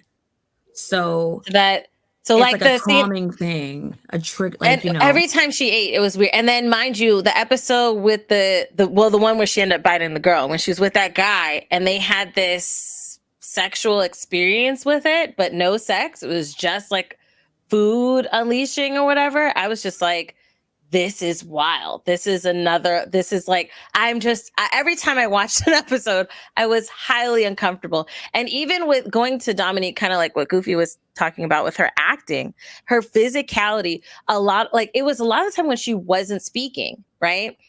She was the creepiest when she wasn't speaking. And she'd be like looking at her like that look. I'm just like, girl, that was premiere I would love acting, to but see a script highly study because I feel like she had like the least lines of anybody in every episode. I feel like, yeah, I agree. It was I just agree. like all like physical body language and acting, and she like nailed it.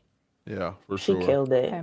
I had to look it up At too the in end- regards to the food too, because I was like, what are the references? And yeah, I did read up on a lot about how serial killers have like something related to food. I think they said like Jeffrey Dahmer worked at a chocolate factory and like they don't have proof, but they're sure that he got rid of bodies like in the chocolate factory.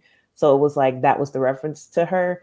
And I do want to give Dominique her flowers because man, as someone who likes horror, and I'm not one for gore. I love a good suspense, and I think they did it beautifully.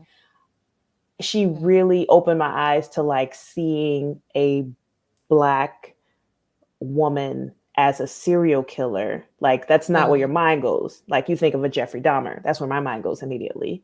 But to see her and the first killing, I was like, okay, and then it kept going, and I was like, oh, like this is what we're doing. And then to find out like it was this whole everywhere. thing, to like have to wrap my mind around a Black serial killer, like that's genius. Like It's like the like most bizarre left field representation. Exactly. Right. Because we don't think about that. And the props I will give is that it didn't give the feel of like, you know how like the stereotypes that are presented when it comes to Black women, right? They're either they've got an attitude or they're too sassy or they're a baby mama, or it's like, oh, this Black chick is crazy type of thing. She was Black and she was crazy, but I didn't get the vibe that it was like, okay, let's play up this stereotype that now we need to be ashamed of. It was just a situation that any race could have filled this role, right? And seeing this, like the way that I'm just, even like the ending. Okay, hold on. Was Chloe Bailey's face superimposed on that woman at the end? It was. Yes. Okay. And I don't like the superimposed faces always gets me, and I'm like, why y'all did that? I mean, I get it. Superimposed on who? On Nyjah. Nyjah's face at the end when she gets on stage and she's like, let her sing, and she walks up to her, like it's Chloe Bailey's face superimposed because like that's what she sees. So that's supposed to like Just to tie let you, in the it's not real. Like it hit me now because of what you said earlier, Goofy. And Quinn about her not being a reliable narrator, but like also the fact that you have to question the reality of what actually happened because you're seeing it through her eyes. And I guess now I'm realizing that ending is cathartic for her because what set her off was the death of her sister. Or not sister. I'm still kind of confused on that. She could have killed her too. We don't even know. We don't really know how that character died. I kind of feel like they made it clear that she didn't do that one, but I do feel like she might have hurt her in the past because she did kiss her, that scar she had in her arm. And so something she did that I feel like involves the grandmother. Because remember she said, oh, grandma, I dropped the thing and grandma was crying, right? And she's like, oh, what color was the milk? And you know that milk was not milk, it was blood. So I feel like it had to do something with Marissa. The milk and the blood. When I heard that, creepy. And then when she snuck into the parents' house, there was an urn for something junior. So I think that when she got adopted, they had a little boy after her, and I think she killed the little boy, and that's when they sent her back. I think that reference to the milk being red was her killing the son, and that's when they were like, she's got to get the hell out of here. She could have done something to Chloe Bailey too, but I feel like that was... I don't think she did that one. I do feel like, because they made that one the only one that was without question. You know, she was high. She went to the club, and then she's got a lot of missed calls. Because even later, when she's obsessed to the phone, it makes sense why she's obsessed to the phone. Because her thought process is, I missed a phone call, and I have to stay by my phone. Because, you know, her sister died. So I feel like that one, that's the only one I feel like she didn't do. All the other ones she did. So how do you think she died? Was it, you think it was like... I think it was accidental. I think it was accidental overdose. I think she was high and drinking and crying, and then she was just like waiting for her sister to come. And I think it was, I don't think, because the whole episode, the whole show, there was nothing ever that hinted to any type of depressive state. In fact, it was the opposite. I know with depression, you're not always going to see it, right? But when it comes to shows, a lot of times they play into that, or they at least throw a line like, oh, she seemed happy, but she actually wasn't. That was never said. So it was painted like she was a happy, person that was about to do big things. She just got a contract for stuff. So I think it was accidental. Dang. Some people thought it was the boyfriend, maybe. I thought that for her second text too. message said like, I'm so sorry. Her last message to Dre was like, I'm so sorry. That's what she said. But also you see, Okay. I don't know. But that's also like, I thought maybe it was for yelling at her. I thought maybe she was apologizing for yelling at her.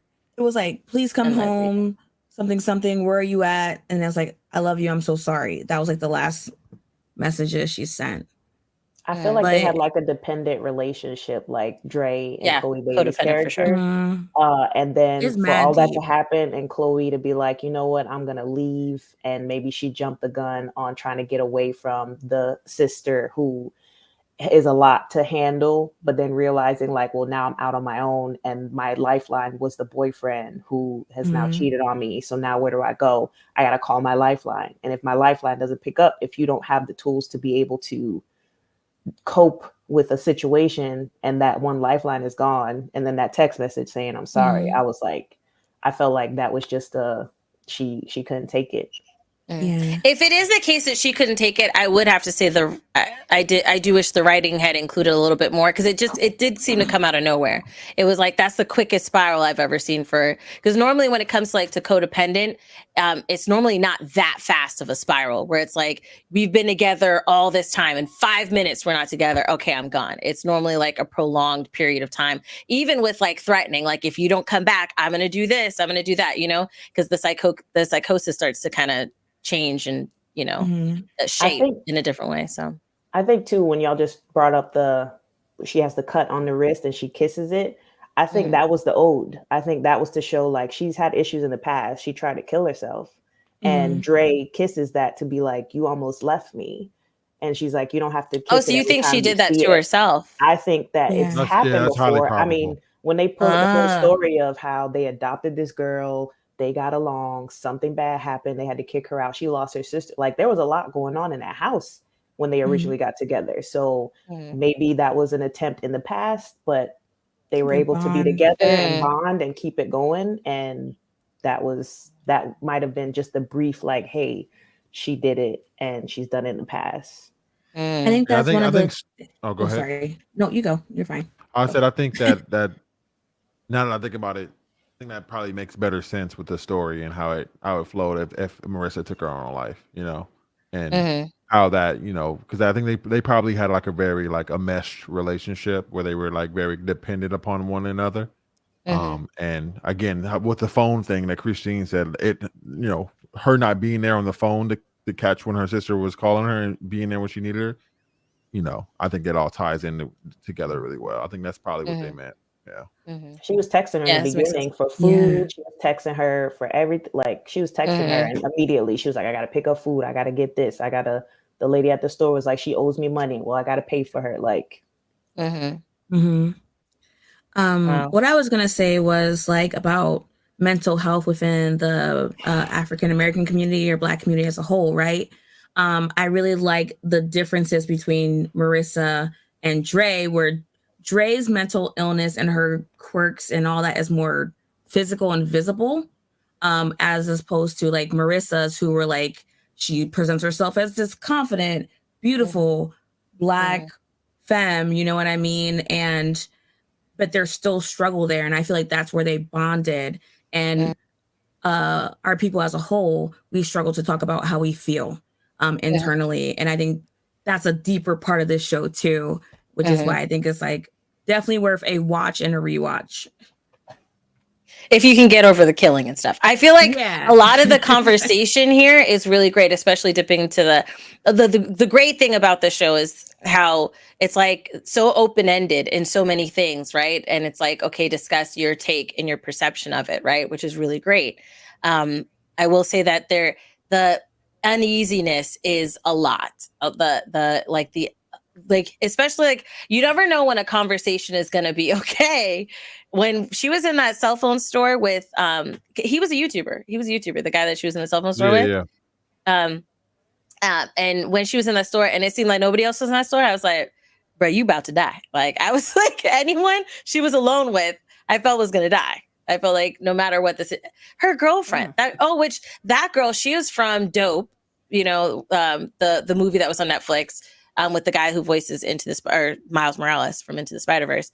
And when I saw her, I was like, oh, she's so cute. She was cute then, but she's she's different now. But yeah, that's besides the point. Nonetheless, the show I feel like the show had a lot of great Easter eggs and whatnot. Some of the killings were so out there for me that that's one of the reasons I gave the rating. Like the guy, Reggie, I got it, right? Because Reggie said, oh, she got what she deserved, talking about her sister. I get that.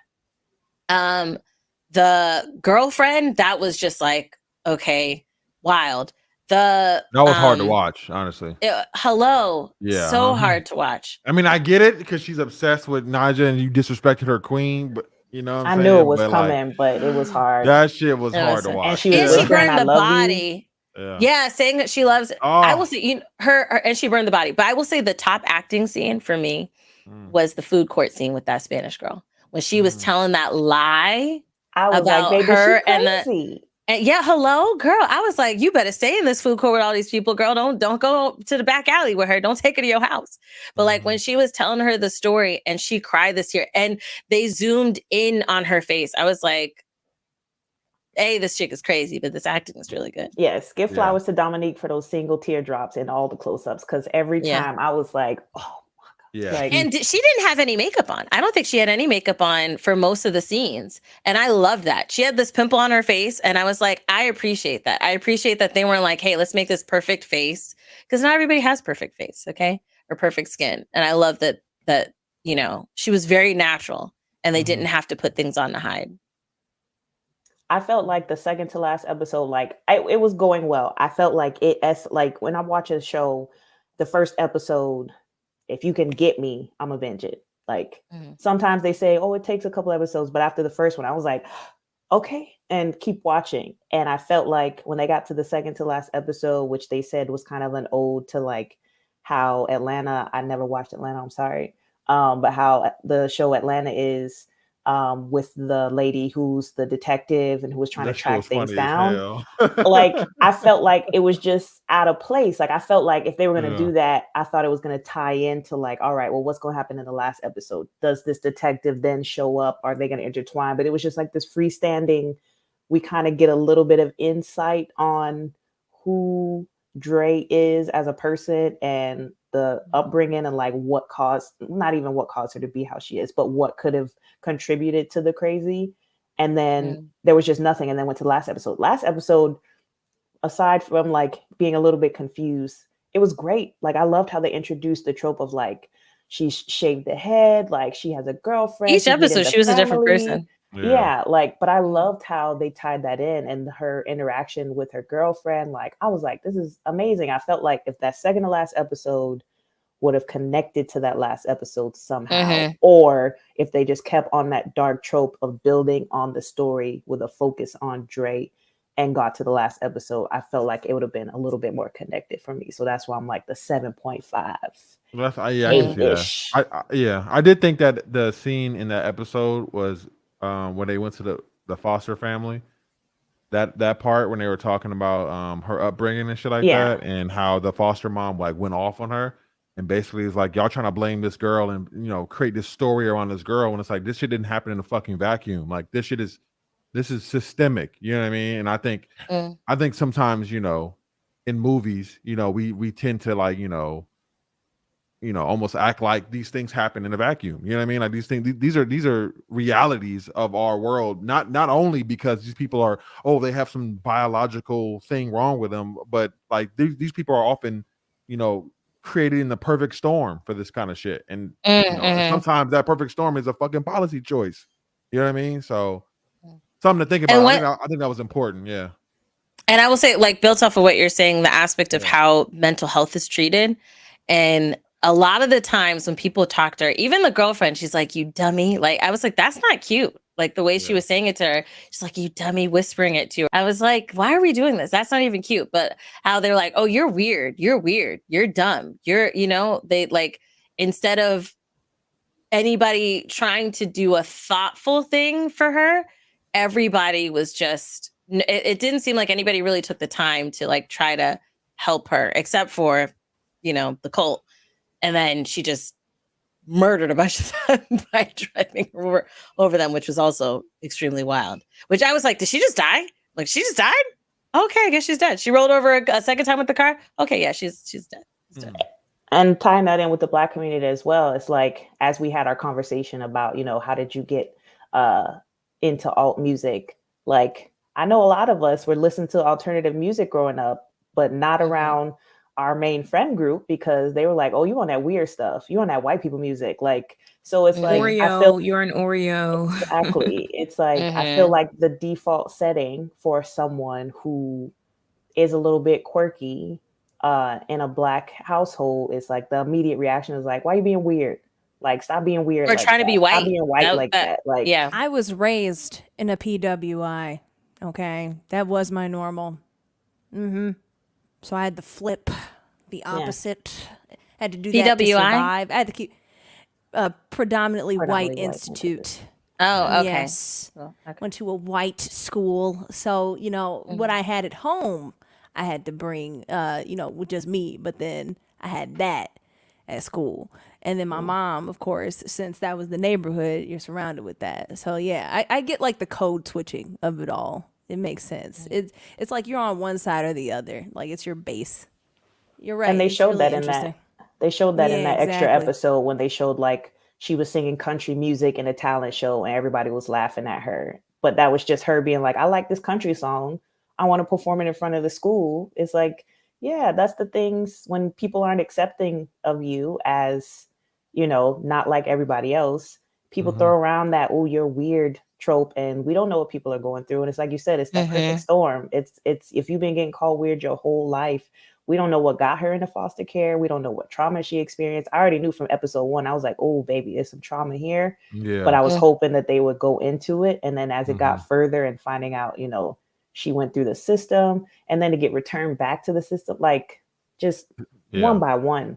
Yeah. It's that perpetual like exclusion and like isolating of individuals for like being different and weird or shit like that. And I think that, I think the isolation, like both on like from the, from many different factors, disconnected her from her own humanity, which kind of led her to do the things that she did, because she didn't feel connected with other humans. And I think that's something that I think we as a society need to ultimately address, you know what I mean? In general. Humanity. Like we have to like be more connected, be more empathetic, you know what I mean? And that has to be from the top down, not just from the bottom up, you know what I mean? Right. So, and left and right. And I do feel like with with the things that you guys are saying, I feel like those things that she missed, she roped around Nyjah. Like the aspect of, okay, feeling normal. She was singing country music. People didn't treat her normal. Liking Nyjah, she roped that aspect of trying to get normalcy from wrapping that around Nyjah. The aspect of losing her sister, trying to wrap that around her sister. Or This popular artist. Being in this community / enjoying this I like to think of groups that like infantilize artists. They're like cults. So it's back to that cult theme, and for it sure. makes you feel like you belong. And of course, people who are feeling vulnerable and not a part of something and are they're missing the family of it all, they find it. And she seems like she found it. Love a cult story. And then with the add Twitter mental illness and trauma on top of that. yeah. Exactly. I think Marissa's death probably set it off too. Like that was like the last, that was the only Main person trigger. she felt like she could connect to and that like understood her, you know what I mean? And then when she lost that, it was like all bets are off, nigga. It's like, so if Marissa was still alive, none of this stuff would have really happened. I don't probably think. not, no. Yeah. I don't think it would have.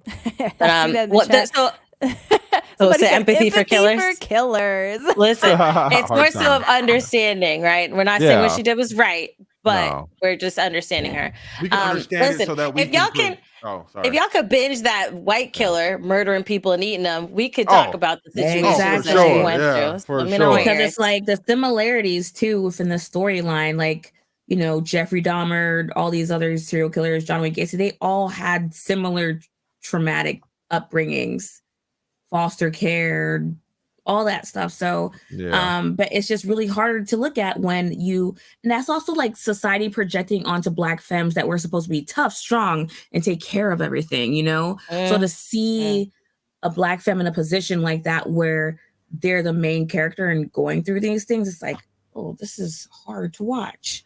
But y'all watch Jeffrey Dahmer cut Black queer people up all the time. Hello. So much so, and I didn't watch the show, right?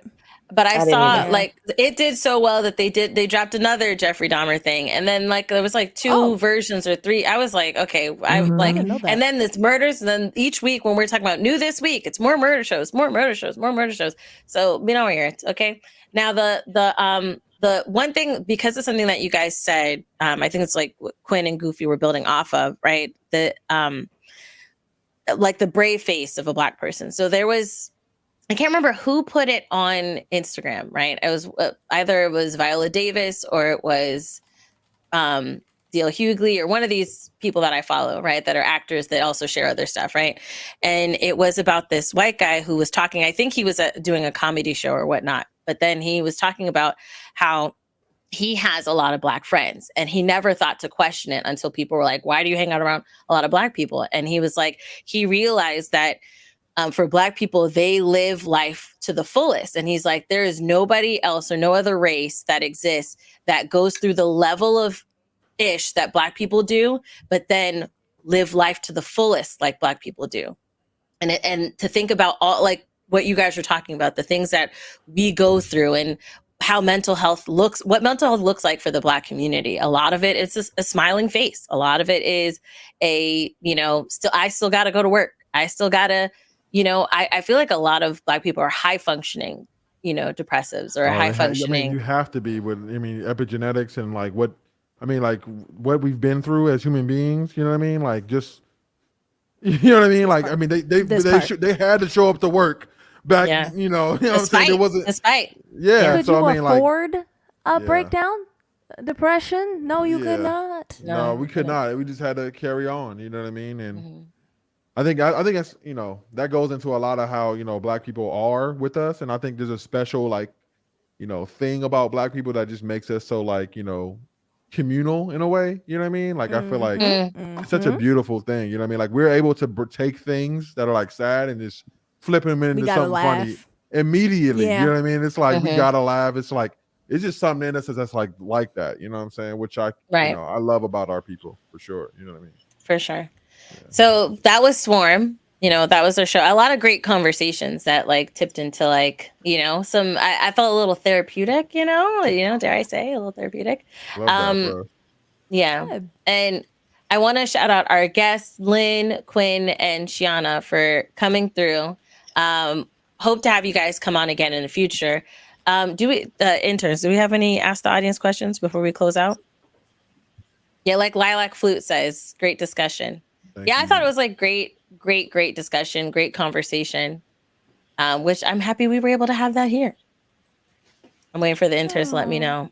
Curtis, J-Don, any Ask the Audience? I'm going to take that as a no. So I think they're working on some things, but I'll take it as a no. No? Okay. So really quick, before we close out, I want you guys to say, who you are and shout out anything you might have going on. Where can the people find you and what do you have going on? And we'll go from Shiana and then come back up up this way to the host. So Shiana, where can the people find you? And let us know if you got anything you're working on. I'm getting back into putting out more content, but IG, TikTok at Epicwerk, WERK. I'm doing a lot of special effects, makeup things and stuff like that. But I super appreciate you guys having me here. And someone did say it in the comments, and I want to say it as well. Having a discussion about mental health, if anybody's listening and is having any issues with mental health or dark thoughts and like things like that, like please reach out to someone. because you're important, you matter, your feelings matter. But yeah, come check me out. I'm happy to be here. I would love to come back. Yes, amen. I love where this went, you know. And she's referencing Jordan and Vernon. Jordan says, if you're suffering from mental health issues, please don't feel bad to talk to someone about it. And then Vernon says, yes, I advocate for mental and public health. So I thoroughly enjoyed this. So shout out to you guys. And if you missed this part, Deuces, thanks so much for coming through. Y'all could rewind and watch the VOD after, and it'll be here for you right on wherever you're watching it.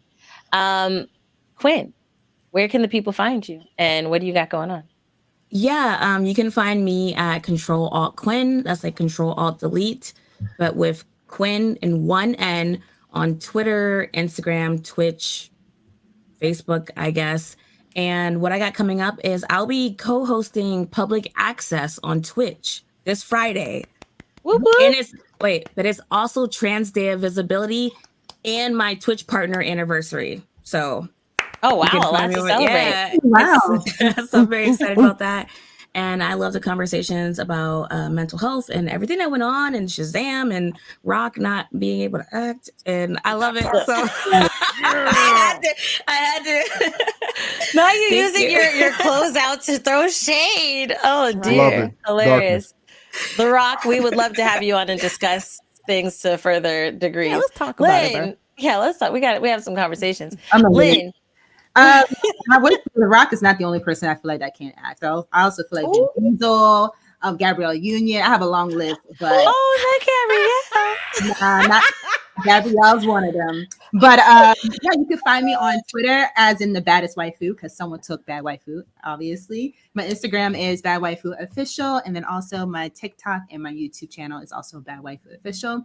And you know, this is the phase in life where I am figuring out what's fitting for the community, because you know, based on what I design is completely complex and different.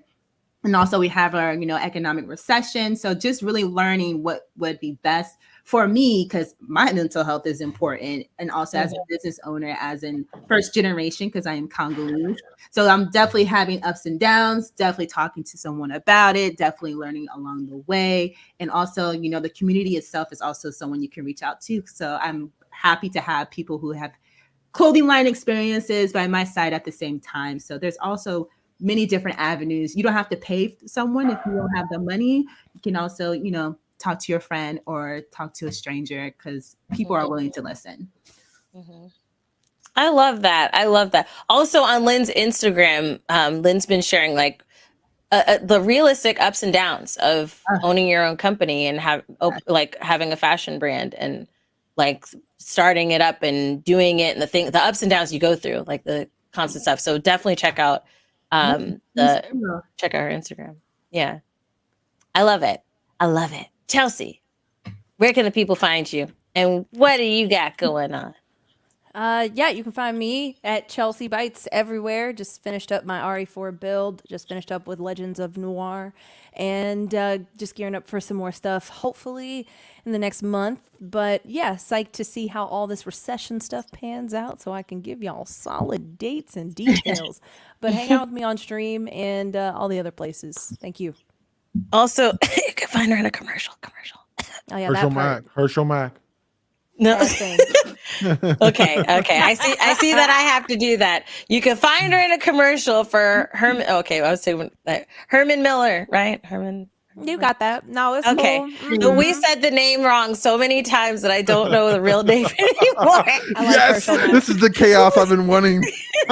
What's the name again? I was like, yes, that's it. Yeah. No, not her saying that. Okay, do we still have the pictures, interns, or did you guys take it down? Oh God, no, throw that down to Goofy. Can we play the trailer right now? No, that's a copyright. I don't know if we could survive. You know that copyright claim. We are on YouTube. They could live take us down, so let's not do that. Yeah, you're right. But yes, make sure you check out Chelsea in the Herman Miller commercial. Did I say the name right? Y'all know look at this. She's not going to correct us because she don't want people to look at it. But every time you say Herschel, I think of Walker. It's just it doesn't go nowhere else. Okay, so I'm afraid to say Herschel. All right, Goofy wise, where can the people find you, and what do you have going on? What's up, everybody? Thank you, interns. What's up, everybody? GoofyWise here. You can catch me at GoofyWise. I'm streaming on Twitch 3 times a week, playing video games. Right now we're playing through RE4. I'm also doing reactions and playthroughs. I'm on YouTube talking about shows like this on TikTok as well. So yeah, follow me, bro, if y'all want to, get into the conversation, bro. So Get into the nitty gritty. Conversation. Nitty gritty. It's Mindful Mondays. Yeah, I'm Yes. tired. Yeah, I after got that one. notification. I see that. It says barely believe alive it. under your name. I was gonna have to be like, you okay, boo? You all right? Need to sing more. I get it. Sometimes the emotions take it out of you. Yeah. Yeah, And yeah. Oh, for sure. Christine. Oh, okay. You guys yeah, definitely me. gave me back energy, so I appreciate that. Oh, yay. Yeah. Here, take our energy. Yes, mine. Oh, like a golem, an energy golem. Oh, precious. Exactly. Yes. The preciouses. Okay, and I'm iChristine, iChristine Games, and iChristine Reacts, even though it's not called iChristine Reacts, but yes, I do reactions and games. Tomorrow, I will be playing that gosh forsaken game that GoofyWise mentioned. Y'all get 1 to 2 streams out of me. After that, it's going to be donation goals because that game, I'm not ready. And reacting to like The Last of Us, that stuff is coming out. A lot of that came out for my patrons, but it'll be coming out for people on YouTube soon. We've got Avatar: The Last Airbender, reacting through that, so we can get into Korra and some new things. But yeah, you can check me out at iChristine everywhere. And also PartyChat podcast. Check us out everywhere: Twitch, YouTube, Twitter, Instagram. We're trying to be better on the Instagram part, but make sure you follow. Oh, and our Discord. Join our Discord. People have spoiler conversations about the shows that we talk about. You could jump in and be a part of those conversations. And depending on your member tier, you could suggest topics and guests for the show. So you can choose who we bring onto the show. So become a member. Check that out. The Rock. Yes. I'm going to reach out to the PR of The Rock and be like, listen, just don't watch the Swarm episode, but everything else, I come onto the show so we could talk to you. But yes, thank you guys so much. We love you, and we out. Thank you. Waiting for the end card to come up. There it is. And we still laugh.